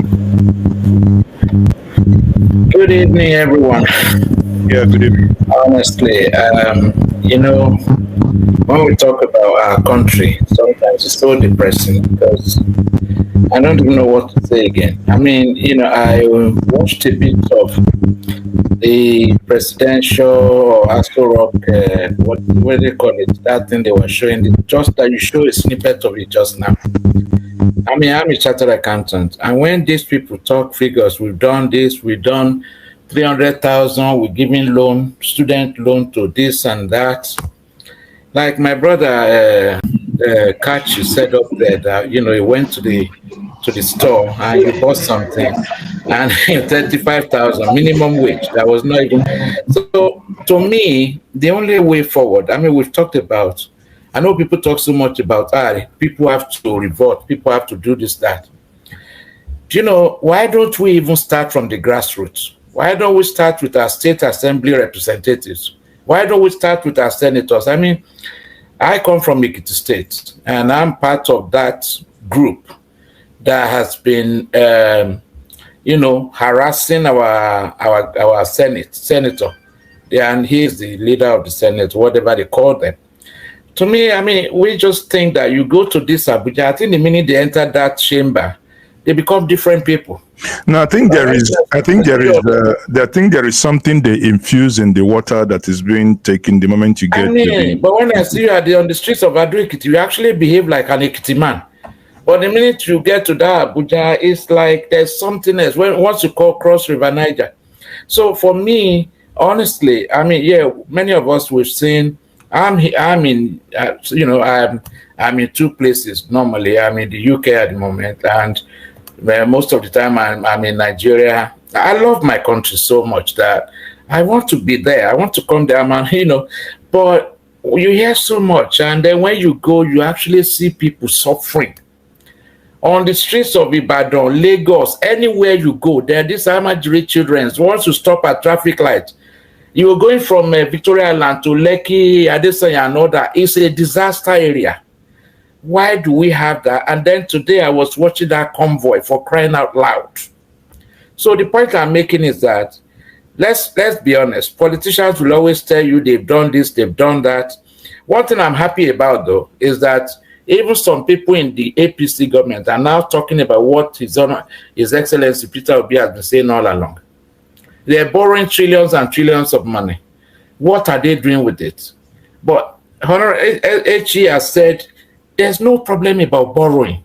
What do you do with it? For me, the other annoying thing for me is, why are they not looking at that small boy in Burkina Faso that is turning a desert into another Rwanda in Africa, that is turning a desert into a thriving economy, doing away with imperial influence and all of that? Why is it that we in Nigeria, why is it our leaders, they don't see these things? Look, something happened in the Liverpool Football Club last week. I don't know, I'm sure most of you would have heard. And a car, somebody who's taking drug and, ran into a crowd that was celebrating Liverpool's championship win. Do you know Keir Starmer, the Prime Minister, was there the next day, was in Liverpool. These things happen in Plateau, in Benue, and all of that. Our president was in France. He didn't even bother to cut short. No minister even went there. We have a problem in our country. Honestly, sometimes I think I'm an old man. Believe it or not, I'm over 65. So I'm thinking, I'm only feeling sorry for the younger generation, because I've lived in the best of Nigeria. This is not it. And this renew, I don't know what renew this is. I don't even, we call it renew Shege here. But then again, you talk to some APC people in the UK, they will murder you because they think they're doing well. But they cannot even afford to come home to that country where they're doing well. So that's just my comment. I think we have to start from the grassroots. I mean, the youth, I'm actually angry with the young people. Honestly, they're not being strategic. Unfortunately, you see somebody like Omoyele Sowore, my good brother from Ondo State, next state to me, is always talking about revolution now. But just going to court and shouting and making noise and fighting police, that's not the way to fight battles. And then instead of him to align with those determined to actually fight the system, you are fighting the only one dissenting voice. You are fighting Peter Obi everybody is fighting Peter Obi. I don't understand. If the man was in government, I don't think they would have even allowed him to. It's not even there. But every tongue is on that man. I don't know. We just, I'm tired of saying we have to pray. God is even probably tired of listening to us. People are sleeping in church 7 days a week. Nothing is happening. The moment you talked about how we go. But sometimes I talk about my country, I feel like crying, an old man crying. Batimba, I understand you perfectly, but the moment you talked about you're tired of telling us to pray, I thought Adeoye. I misread it as Adeboye immediately, but pardon me, because I thought... No, Baba Adeboye is different from Adeoye is mine. There's a B missing in my name from his name. I understand, so that's why I looked twice to know whether those asking us to pray, but yet using bulletproof and whatnot. Anyway, that's not I quite appreciate your input. So quickly, I think we have someone that have not been able to speak. Yes, Abel Kukoyi. Abel, please, are you able to? Abel, yeah. Okay. Yeah. I don't. Okay. Good evening, audience. My name is Kukoyi Abel. I just want to start this way. It's a pity. I don't think we have country called Nigeria. What we have are just individuals that have interests of what they're going to loot from the so-called Commonwealth. Yeah, people just have interest of, okay, how can I do this? Nobody showed any interest that, okay, this is a country. Can we build it? Can we bring everybody together? Let's not look at the politicians alone.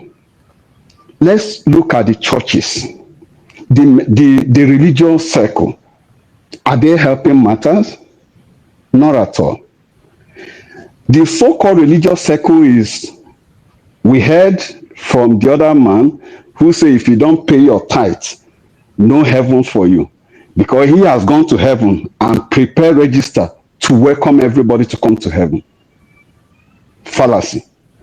Or let's look at the other man who said, Job did not pay tithe. That's why he has issues. And these guys are competing the largest auditorium that will accommodate where they can make money from people. Are they more different from the so-called politicians, the APC? They are not. They are the same thing. They are even more dangerous. Now, I'm a criminologist. Let's look at it this way. I remember when Abacha was in power. Probably most of us here will remember the little guy called nnamdi of Youth Earnestly Asked for Abacha. His father is the owner of Agora Hotel in Abuja. Now, this guy mobilized people because he collected chunk of millions of dollars from Abacha. And a man that's supposed to be a father figure, Ojo Maduekwe, says who this cap fits. The cap fits Abacha. He ride on a bicycle, campaigning everywhere. And this is the same man that sold Nigerian properties in diaspora then. So, what happened at the end? When Abacha kicked the bucket, everything died down. I don't want to go into details. Now, Emilokon, as in the man said Emilokon. Well, I just believe that it's a pity, just like one of Mr. John said that every week he sends money back home. Yeah. Most of us in diaspora, that's the same thing we do every week, just to make sure that people cannot call you and cry that, oh, my kids have not eaten since morning. There's nothing to eat. And you will keep quiet. It shows that you don't even have conscience. So it's just appalling because Nigeria, the country we call Nigeria, until every one of us, and we are the most praying country in the whole world. Even we pray that NEPA should bring light. But most of us, some of us that has opportunity that are in diaspora, we don't pray for light. I've never slept and dreamed that a light will blink for a second. But you pay your bills though. I do. I do pay my bills, and I'm not regretting it. Now we heard of you say you are in bandits band in Nigeria, and I heard the other brother said he's in either band B, the one that has his AC on. So it shows that you provide water for yourself, you provide road, you provide electricity, everything. He's a local government unto himself. That is it. When I was in Nigeria, I run my gen, I have my security, I do everything. The only thing I was able to do, which is still legacy, where I lived in Abuja, was that I make sure during 2012, I make sure that each street has their own transformer. I single-handedly brought that project. So, well done, sir. But is a pity. Why? Because now our children, based on what I read yesterday or wherever, that they wrote WAEC in darkness. And this, we heard Minister of Education. I was listening to the so-called Minister of Education say, Nigerians things are working now, education this, education that, things, that people, fathers could come out openly and tell lie without conscience. What can we do, sir? What can we do? What do you think we can do, Mr. Kukoi? The only thing we can do, Chief, I'm not reading your sorry, okay, sir. Adoya, go. The only thing we can do, sir, based on the question you ask, is for all of us to put our hands together, to come together, right? Obi is a man that we have seen in all the politicians in Nigeria that's the only person that has credibility. This one is not by praying and fasting. If we are going to mobilize, I spoke with Peter Ransom last week. I said, if we are going to mobilize to spend money and make sure that whatever support they need, those of us in diaspora, we will do it. And Nigerians, we also should also be ready. Thank you very much. To take the bull by the horn. Thank you very much. You're welcome. Now, my question before we round up here, people, like I said before, many of you, in case you are joining us now, my name is Mazezok and you're onto Ginger Media TV. Originally, we planned that we have this conversation for a couple of minutes, then we'll transit to listening to His Excellency Mr. Pitobi speak to Nigerians and the obedience today, May 29th, 2025. Sadly, that's planned X-Space, has been postponed. So in case if you're asking question, you've been watching, you're waiting for Pitobi to come, please, it's been postponed. If you pay attention to Ginger Media community section, we would be informing us once back channel communication is established and we're able to a new date is announced, you'll be informed. So sadly that the planned event is no longer holding. However, we are Nigerians, we have opinions, it's our country, we feel the pains. Even if you're in the diaspora, if you don't feel the pains because you're in America, Europe, Asia, anywhere else outside the shores of Nigeria, your pocket is feeling the pains. Because when someone wakes you up early in the morning, sometimes most of you across the Atlantic, that they do not know when it is your morning or night. They just call you whenever need arises. You might be sleeping to midnight and somebody wakes you up and tells you that mama is in the hospital and will need 500,000 now, or else you'll be planning for burial.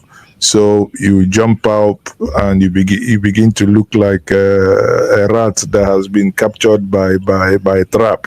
So what are you going to do? You're going to be a magician. You're not a doctor. but your money is needed. Whether that is done exaggeratedly to extract money from you, extort you, or that there is a genuine intention there is irrelevant. But you can see, when you see people in Nigeria working, sometimes I say this as a joke, but I mean every single word of it. Sometimes I see individuals, they look like photostat. There is a difference between photocopy and photostat. Photocopy is still good, photostat is really faded. And human beings look faded. And you look at them, you know that you do not need anybody to tell you that this individual standing before you is being wired with hunger, and that individual fails. And I'm telling you, many of you listening who are with me here in Nigeria, not bind and cast, please. The only thing you can do is food and water. That miracle will happen immediately. It's automatic. It works anytime that happens, right? So, in rounding up here, people, again, this is not a round, but this is also just to review the government 2 years in office, what they've done. Do you think that the government is getting it? But as it is now, from every single thing we have listened here, it appears, there is an agreement that the government is not getting it right. There is an agreement amongst every single person that we have here. If I look at the poll that has, that is ongoing here, that poll there says, how would you rate President Bola Ahmed Tinubu and the government after 2 years? And 68% is saying that the government has failed. 68%. Tell me, that's a humongous figure. 64% says very poor. 15% says poor. 8% says good. Then 13% says excellent. So what it means is, we have 21% of Nigerians saying that the government is, because when you combine the excellent and good, you say, well, the government is trying. That's 21%. But 79%, obviously, is saying that, nah, this government is not trying. If you want to lend your voice, we have only 410 people that have, cast a vote there. You can go to the comment section. There is a pinned message there. Cast your vote. Let's know what you think and how you're rating this government. And for many of you who are joining us for the first time, or who may be seeing my face here live for the first time, please, by all means, do us a favor. The only thing you can do for us is to like and share the stream, right? Like, share, and subscribe to this platform. If you wish, for those who may then wish to support us, you can use the super sticker or the super chat in the comments section. So tomorrow evening, I'll be having an elaborate conversation with two gentlemen from northern Nigeria. I specifically chose that. We'll be talking about the coalition, the review of this government, and what next. As you all know, there's been this conversation about coalition. Many people have reached out to me saying, Mazi, tell P2B, if there is no coalition, we know that we are not going to win 2027. Same as saying, tell P2B, I see you people in Cambridge. I think 2 weeks ago we were in Cambridge. Thank you, Luis, for subscribing. 2-3 weeks ago we were in Cambridge and we met with Erufai, and a lot of you have really gone overboard. Some are saying, Erufai should never be in the picture. Some are saying, yeah, that's the best thing that has happened so far. Whatever you guys think, know ye that I have come to this conclusion and realization that that which you think about P2B that he doesn't know, I can tell you for free that he knows, he thinks about it, and he's strategizing. But one thing I can tell you free of charge is that 2027 It's not going to be 2023. A lot has been learned. Okay, so in rounding up here, people, I can say to us, without belaboring the issue here, let me quickly take a round here, and each and every one of us to say to us, okay, what next? Again, Ike, let me start with you. Yeah, JJ, thank you. I want to round up by asking, because I wanted you to give me an information, if you can, maybe if you can send it, and to send me, for me to send my email, because I tried to register from here an obedient movement, but it was asking me of my polling booth stations and stuff like that, right? And for a long time I've been moving around the world. I think I voted last in Nigeria in 1993, so I couldn't continue because it was asking those things. It's very easy to get that information. If you just go to INEC website, right? You get to INEC website, look at the previous elections. You can select which state are you from, sir?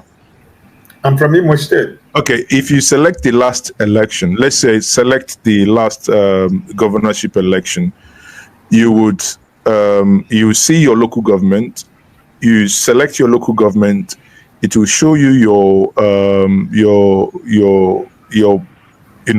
wards. So let's say for argument, let's say Ezinihite, for instance.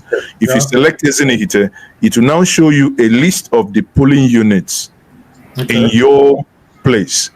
If you know that this is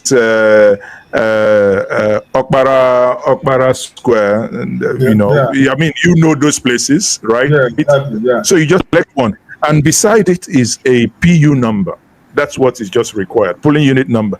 You see, let me tell you, people, one thing I have to say this, because I'm part of the leadership of the obedient movement, but obviously for reasons we've decided not to be visible, obviously to allow others to take charge and run.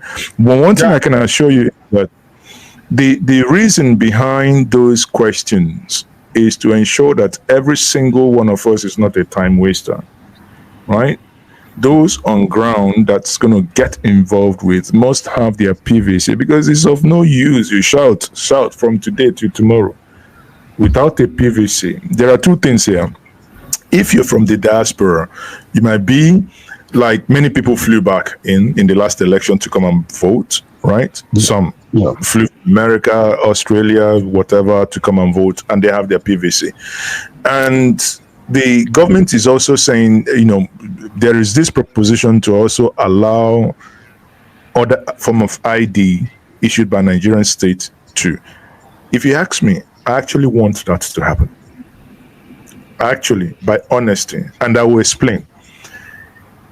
Not everything that we have to be wary about government. If I tell you millions of PVC that we're not giving to Nigerians because of the names, there are some states in Nigeria where PVCs were dumped in gutter. We are just dumped in refuse dump. So it's wickedness. But it is also,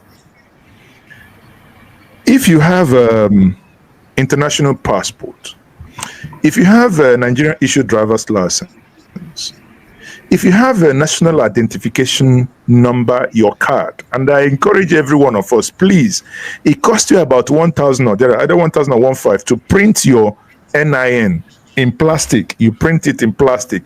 Please go ahead and do it, because it's a means of identification.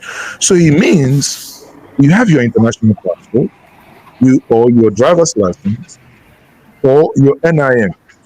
Many people have NIN more than they do have, and they use NIN more than they do use voters, whatever, right? PVC. So if you have that, it's going to help you to vote. If at the end of the day, the law, INEC, is able to get it passed, that we can vote without PVC. Voting without PVC does not mean voting without identification. Two different things, right? You must still identify yourself by a Nigerian issued identification passport or whatnot. In that case, imagine where half a million PVC were detained. Because that day, people were saying, I wanted to vote, but I have gone to this local government 15 times. They said they can't find my PVC.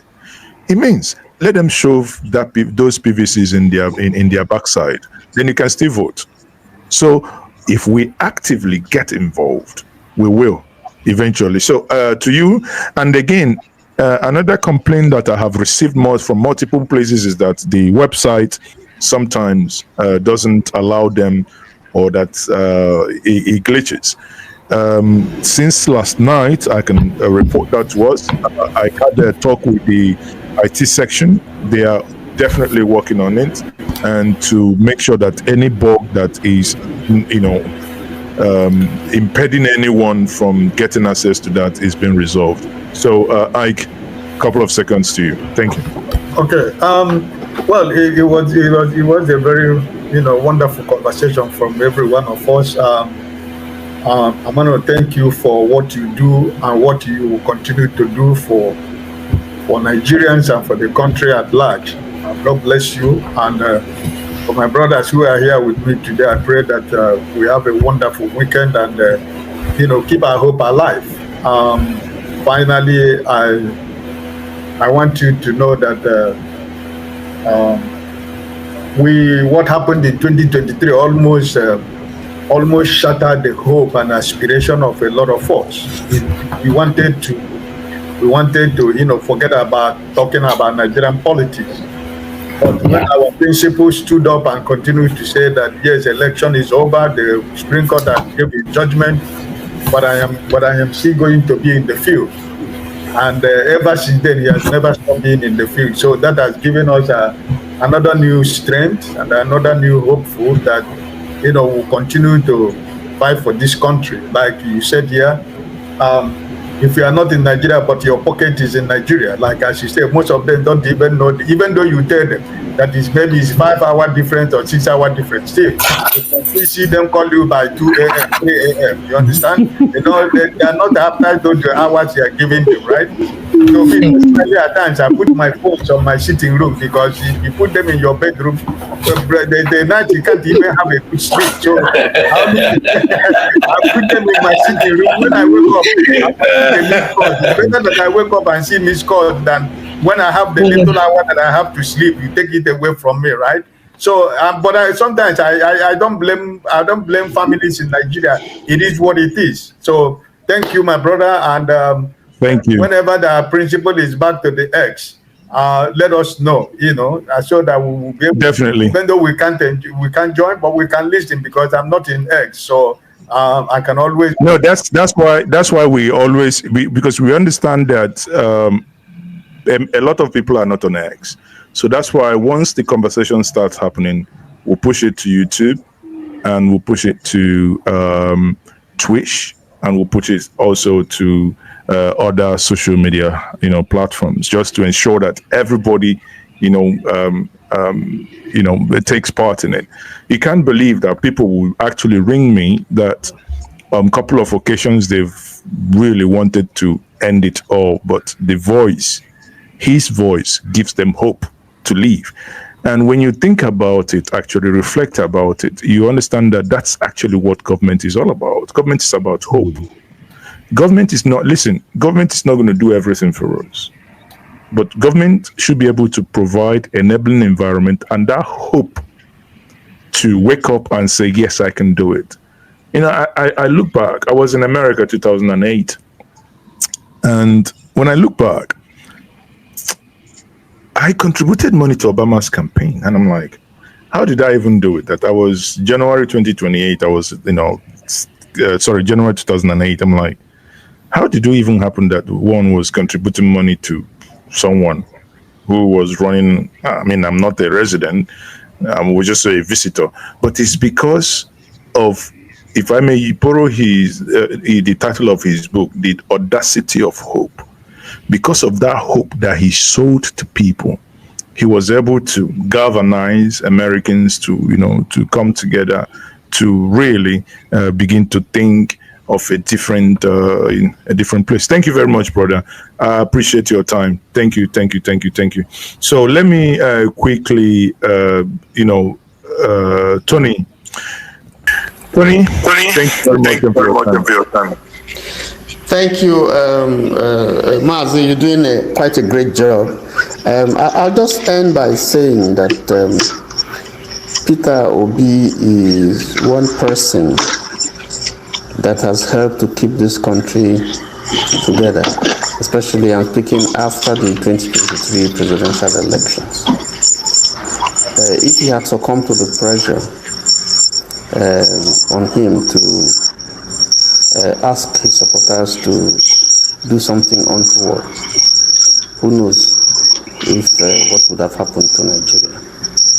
Now I say that to say that in spite of all the challenges that we're facing, in spite of all that went wrong, I have hope in Nigeria. I think that we can still turn Nigeria around for the better. I think that the enormous resources that God has gifted to Nigeria can be used, can be unleashed in ways that will benefit the country for the good of all. So I'm saying to those who are listening, don't lose hope. Keep on the good work, keep on the pressure. And I think at the end of the day, victory will be ours. Thank you. Thank you very much. Kachi, are you there? Kachi, you're muted. Hold on. Okay, go ahead, Kachi. Is it my turn? Yes, just round up quickly. Okay.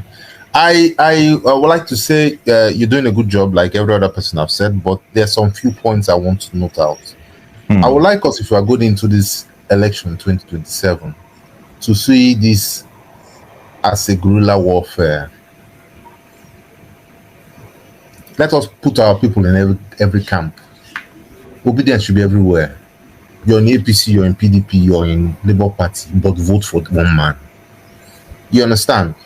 That is why America couldn't win Vietnam, if I'm right. I don't know if I'm right. You understand? But there's one thing I've learned from this government. There's one thing I've learned. And what I've learned is a bad thing. The bad thing is that Nigerians are so elastic. You can push us to anywhere. You understand? I've learned it so much, and I hope our senior man is learning it. You understand? And I beg, I won't enter pidgin. I want to speak a little bit of pidgin English. You understand?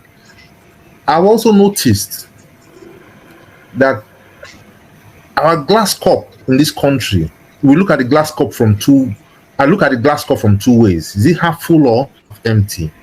You understand? That is why I don't feel hot. But I know the lot of people hot. Everybody they vex. If you go outside, people they vex, but they keep quiet. Everybody's just waiting for that ignition. So please, if you meet senior man, I beg, make you tell him, say, we are behind him more, but make 2023 no repeat himself. I beg, bros. I appreciate what you're doing and everything you're doing. I would like to join you next time that he comes on air and all that. Thank you very much. Thank you very much, Kachi. Again, we'll keep pushing. Otumba, I'm back to you. Your closing thoughts. Mazi, you're doing a fantastic job. I mean, I've subscribed to your channel from before the election because you work tirelessly, you follow His Excellency everywhere, and you were never tired. You were talking at night, you were talking during the day. I was wondering, how does he cope? So well done. But the man has a matched energy that will tire you, myself. I think the inspirations from the likes of you and His Excellency, and for example, Dr. Tako, Yunusa, and all of that. Like I think it was Ike that said it. Was it Ike or Tony? That gives us hope. I mean, I know that. I love this phrase. A new Nigeria is PNG. It's POSS in capital possible. It's possible. Possible, yes, because at the end of the day, everybody is talking about His Excellency. For me, that gives me hope. For me, that makes me realize they have now suddenly they now know that there's something about this man. This man can save Nigeria, and I understand. I mean, like my brother said, we all need to work together. I just checked the Obedient platform to register, but like you said, I'm glad you mentioned that some work has been done to it, because it's throwing me out, saying the authentication failed. Hopefully, I'll try again tomorrow, and I'm going to encourage a whole lot of my friends in diaspora. I wish they can allow us to have diaspora voting. All this problem would have been put to bed along in 2020. Well, we had people we elected, and they appear to have abandoned ship. If not, these are one of the things they should have actually, in as much as voting in diaspora. You know, when we talk about diaspora voting, the funny thing is that those in America and Europe think they're only diaspora. Bear in mind, Niger, Chad, Ethiopia are also diaspora. So your population can also not match the other side. So I hope you understand what I mean there. So it's not that straightforward. But no matter what, I encourage those. For many of us haven't recovered, and far from recovering from the last election. However, those of you in the diaspora, I encourage us to start putting things aside. If you're not going to be home, at least your pocket will do the engagement for you. Because again, unless we all want to retire in white people's old home, or what was it called? So if we want, if we want a prosperous, we're not asking for much. Just a place you come, you live peacefully. That's all. That's all. Yeah. Nobody's gonna knock. As long as we get to a point where nobody's gonna knock at your door at night and sniff out your life, just like that. That you have a good road and you have water to drink. To be honest with you, sometimes when I think about Nigeria, I see that Nigerians are actually very easy to please. What we require is not complex. We come to a junction in Nigeria, right? A junction. There is no traffic light. Yet, we're able to maneuver our way and go. Turn off the traffic light in Washington, D.C. for 10 minutes. Nobody will go anywhere. We find out that we're actually more cultured and more even, because even without rule, we still make things work. But where there is rule, but if the rule is slightly switched off, then we have more things happening. Like I said, for those of you wanting to register, go to the Obedient website. Try as much as possible to register. If you do not know your local government, if you don't know your polling unit, or if you don't know your ward, go to INEC, go to previous elections. Select your state, select your local government. From there you will see it, PU, whatever will be your polling unit. Please. Thank you very much, Otumba. Thank you so much. Thank you, everyone. Yeah, thank you very much. So I think we also have someone. Okay, we have two people. I am here, Mazi. Ebel Kukoyi, I see you. Thank you. Your final submission. Yeah, my final submission goes this way.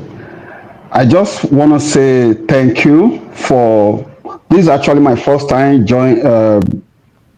getting through, and I want to say to you talk about the coalition that people. Some Nigerians are clamoring, why should El-Rufai, why should this? I will say that everybody that wants to come into coalition should be allowed to come in. When Christ chose the 12 apostles, there are people with issue of hunger. There are people with, the issue of stealing from from the coffers of the, of the post, the generative post. So everybody should come in. What we want, what Nigeria wants, is to push these animals that call themselves leader that has no conscience away. So everybody that wants to be of support, that want to join the coalition, should come in. And I know that this 2027, if there is life, if God gives us opportunity to live, things gonna change. Nigerians, we definitely, cry for joy, right? And another thing, if there is any way, I'm in Atlanta here. If there's any way we can, personally on my own, can be of help, I wouldn't mind. Right? I wouldn't mind.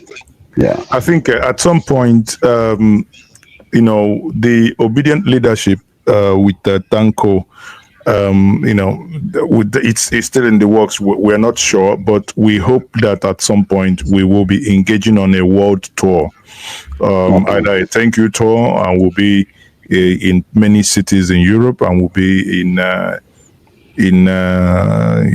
America as well, and obviously meet all the supporters. And at that point, whatever it is from the obedient movement handle and the coordinators handle, and also on the media platform, we'll be pushing those informations out when we get to that point. On a personal note, myself, I'll probably be doing a tour of Europe, by July. But, I intend to be in some cities in Germany and, United Kingdom. I think I'm not in Europe. I'm not in Europe.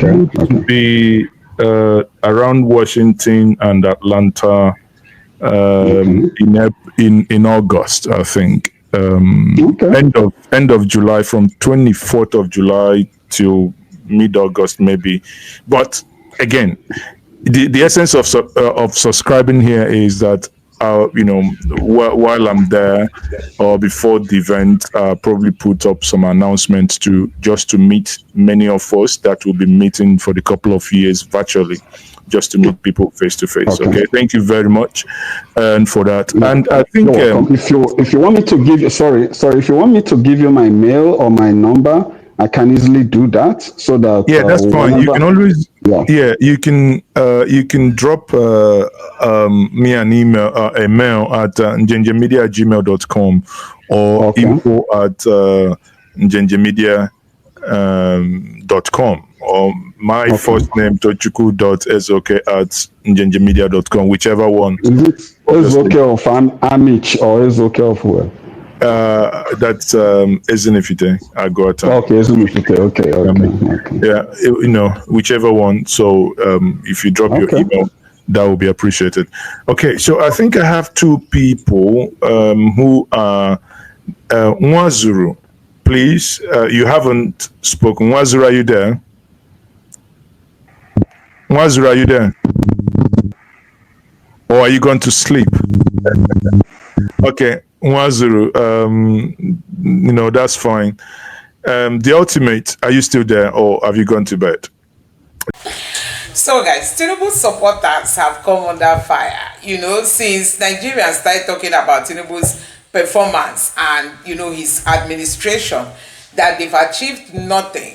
That is not sitting well with some of their supporters, some of the APC supporters, Like Rufai had a very strong and heated session with Omai, who is the Minister for Works. We know that the Calabar-Lagos Coastal Highway is being constructed. And guess what? They've decided to complete just a very small section of that route so that Tinubu can come and commission it, because they are looking for what to add in their achievements, which they've not been able to find. Now, Dave Umai was on Arise Television, and Rufai really engaged him. Rufai dared Dave Umai, telling him that they are doing things that are not transparent, and Nigerians are not agreeing with that. Now, many APC social media posters have come to to attack Rufai. That Rufai does not have any right to question Dave Umahi. Some of them have given Rufai all kinds of names, but guess what? Nigerians are not backing back, because this administration promised that Tinubu built Lagos that same way he's coming to build Nigeria, but that's not what we are seeing. Now, take a look at what actually transpired. This person said Lagos Calabar Highway, Rufai versus Umahi, and he now said what Rufai said, what have you just come to tell us here is that you are doing a project worth trillions without transparency and open bidding process that gives everyone a chance.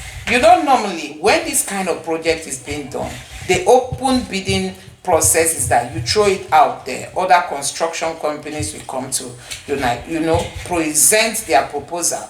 Then you are going to choose which of them you think that really can do the work you want them to do. But that wasn't the case. They decided to go for high tech, and we've heard that high tech is a company that Tinubu himself is like part of the owner of that company. They just gave it straightly to high tech, and we know that many of the money Tinubu has been borrowing, he has been channeling into that project because he wants it completed. It has to do with his family now. So Tinubu don't want to back. He doesn't want to look back when it comes to channeling more resources to that project. Nigerians have been querying the essence of that route when we have other routes in Nigeria that are in very bad shape, and those roads are obstructing ease of doing businesses in Nigeria. Why is Tinubu not paying attention to those roads? At least put them in usable condition before going to embark on this project that they are building. So when Rufai confronted Umahi now reacted and said, you will recall that you carried your calculator and I was in the studio giving you the figures. I don't carry a calculator like you, and your calculator couldn't properly calculate what I was saying. So that was the response coming from Umahi. Now I'm going to take some of the reactions coming from these APC supporters, which some obedience have equally come to lend their voices in this. But what Rufai is trying to say is that Rufai is telling Umahi that this kind of project, this project worth trillions of naira. It's not a 1 naira project. It's not even in millions, neither is it in billions. It's in trillions. And there is no transparency as to how the resources being channeled on this project is being managed. There is no transparency in telling Nigerians who is the one managing this project. And okay, we know the people managing it, but how was it then that was chosen? And Rufai is also asking cost per kilometer of this construction, because Nigerians do not know that. But that is what Umahi was trying to avoid, which has led to this buzz. Now let me read out some of the heated debates here. This person said, who does a road construction on per kilometer basis? Who told you every kilometer will have the same cost? This TV station should have experts who anchor some of these interviews, not just any studio staff. I expect a civil engineer to handle this for Arise. Rufai lacks everything that is needed for this interview. So this person is actually saying that a civil engineer should be the one interrogating Dave Umahi. So if for every topic that is to be handled, a specialist is being sought after, you know what that means? It means that every TV station should really have a bunch of experts working for them, and that is not realistic. This person saying absolutely no transparency, and the roads is not what Nigerians need at the moment. Electricity and insecurity is a major problem. I reacted to one post today when they were saying that they want to start jailing or bringing to court anybody who is found cheating in exam, and I'm like, misplaced priority. Nigerians are having insecurity related problem. The economy is down, there are no jobs, people cannot eat, and to even worsen the situation, insecurity, Nigerians cannot move around. Insecurity is one of that big challenge that Nigerians are going through at the moment. The Tinubu's government is not talking about. You can imagine how many people have been fired, including the military. This government is not out to end insecurity. The question remains, is Tinubu hypnotized? Why is it that a southern god president will get into office and he's not talking about insecurity? He's not talking about fighting corruption. These are some of the things that if it was to be another leader who is the current president, people will say because of his tribe, because of his tribe. Now we have a southerner who cannot even give Nigerians what they want. So when you look at the whole thing, you just keep wondering, how did we get here? This person says, when will Rufai be healed from his bitterness against development under this administration? His crying was, it can't be possible now. It's per kilometer cost he's looking. And for after that project is a reality, Peter Rufai, free yourself. And this other person said, this project is a big shame. It is not on the list of Nigeria's problem. Honestly, it's not on our list. It is not on our list. Nobody is talking about Lagos Calabar Coastal Highway when people are having kwashoko in Nigeria, when people are having marasmus in Nigeria. You know, when Nigerians have fled their communities, they are now living in IDP camps, their children have got no future. That is what we should be talking about. And this other person say Rufai is always uncouth, unprofessional, and lacks civility and courtesy. The same question he was asking was asked by the lady anchor, and she was very civil. Road project costs are not done per kilometer, but by what and what are contained. The minister have even told them. This was okay. The minister have even told them that the general cost for Lagos Calabar Coastal Road is chapter than Badagry, Sokoto, or Kaduna, despite the fact that the coastal road will require sand filling and will have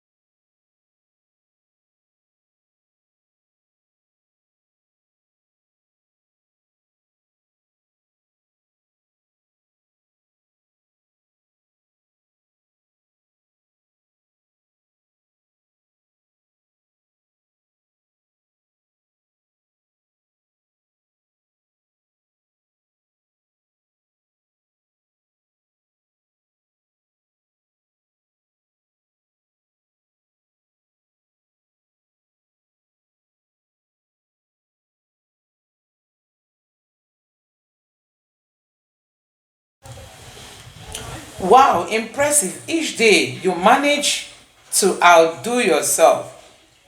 Is your growing dullness a side effect of your obsession with criticizing the government? That last question was peck billionaire for a teenager. This person now added Rufai. Anyway, Rufai, I know he's a mouthpiece for the ordinary Nigerians who cannot air their views out there because we have a government that does not care. You know, we have a government that does not care, and Rufai is one of those voices, you know, that speaks for the people. That's what I have to say. For me, I didn't see anything wrong with that question, because guess what? Even when Umai came up with this project, there was also an anchor from Arise Television who asked Umai if they really access this road to like be sure that this road can be worked on. Rufai said they are the Umai said they are the government, that they've done. It was later it was now discovered that that same question was not actually done. I mean, what they were supposed to do to ensure that there were no cables on the pathway of that road and all that, you know, there's all these examinations, they were not done. But Umai said they are the government, meaning they are the ones doing it, they are the ones giving approval, they are everything. Anyway, this person said the man gave you the cost for section per covering 30 kilometers, and you are still shouting cost per kilometer. A smart journalist will just divide the cost by 30 to get the cost per kilometer. Why does he keep making it look like magic word?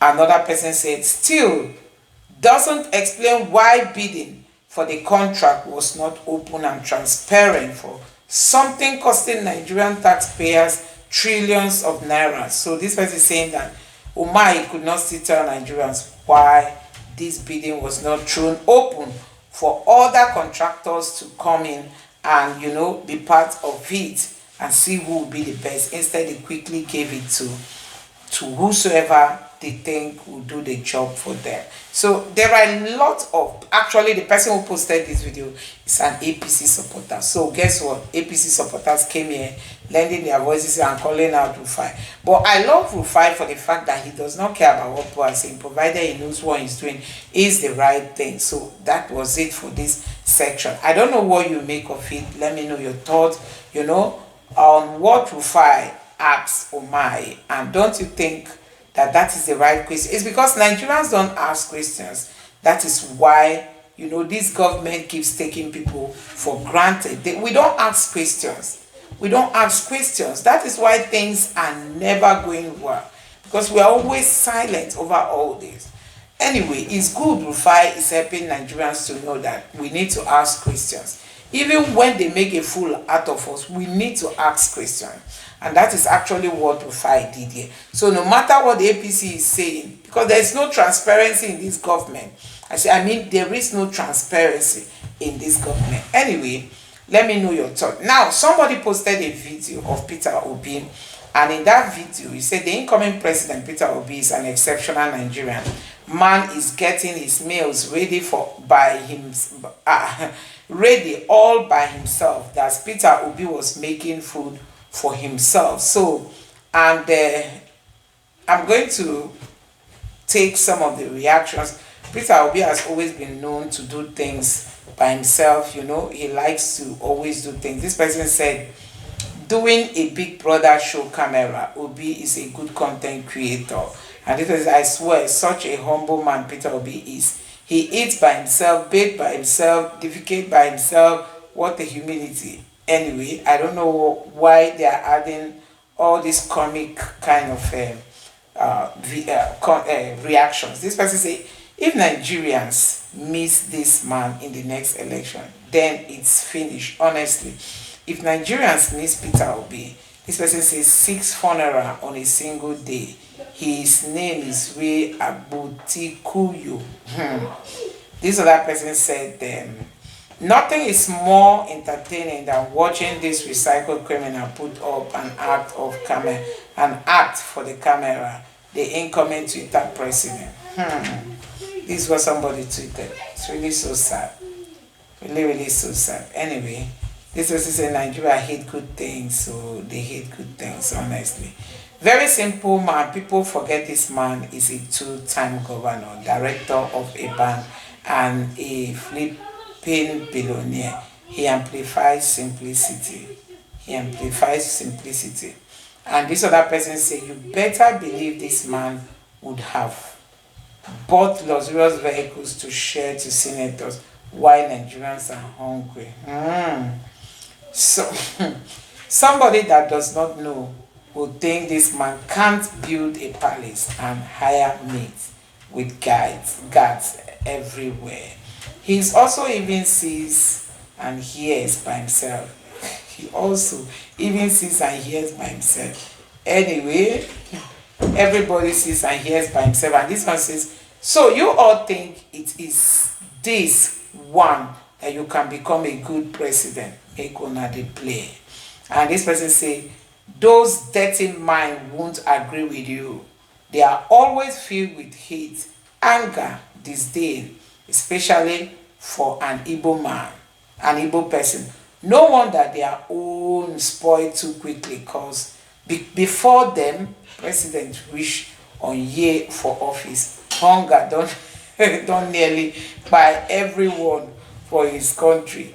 So Nigerians don't appreciate good things. Peter Obi is an exceptional leader, which everybody should see. We can't afford to lose Peter Obi come 2027, because if not Peter Obi, I'm just wondering where Nigeria is going to be. Where is Nigeria going to be if the next election comes and we don't have somebody like Peter Obi? By then, Tinubu must have succeeded to take over Nigeria and make it like Lagos. You know, he will then be the one to decide who becomes who. Buhari has left office now. Buhari is in his house. Buhari has left office totally. But somebody like Tinubu will not want to leave office and leave totally. He will still be somewhere manipulating who becomes who in the next election. Anyway, guys, I don't know what you make of all this. Let me know your thoughts in the comment section below. Please don't forget to subscribe to the channel and turn on the notification bell. Thank you.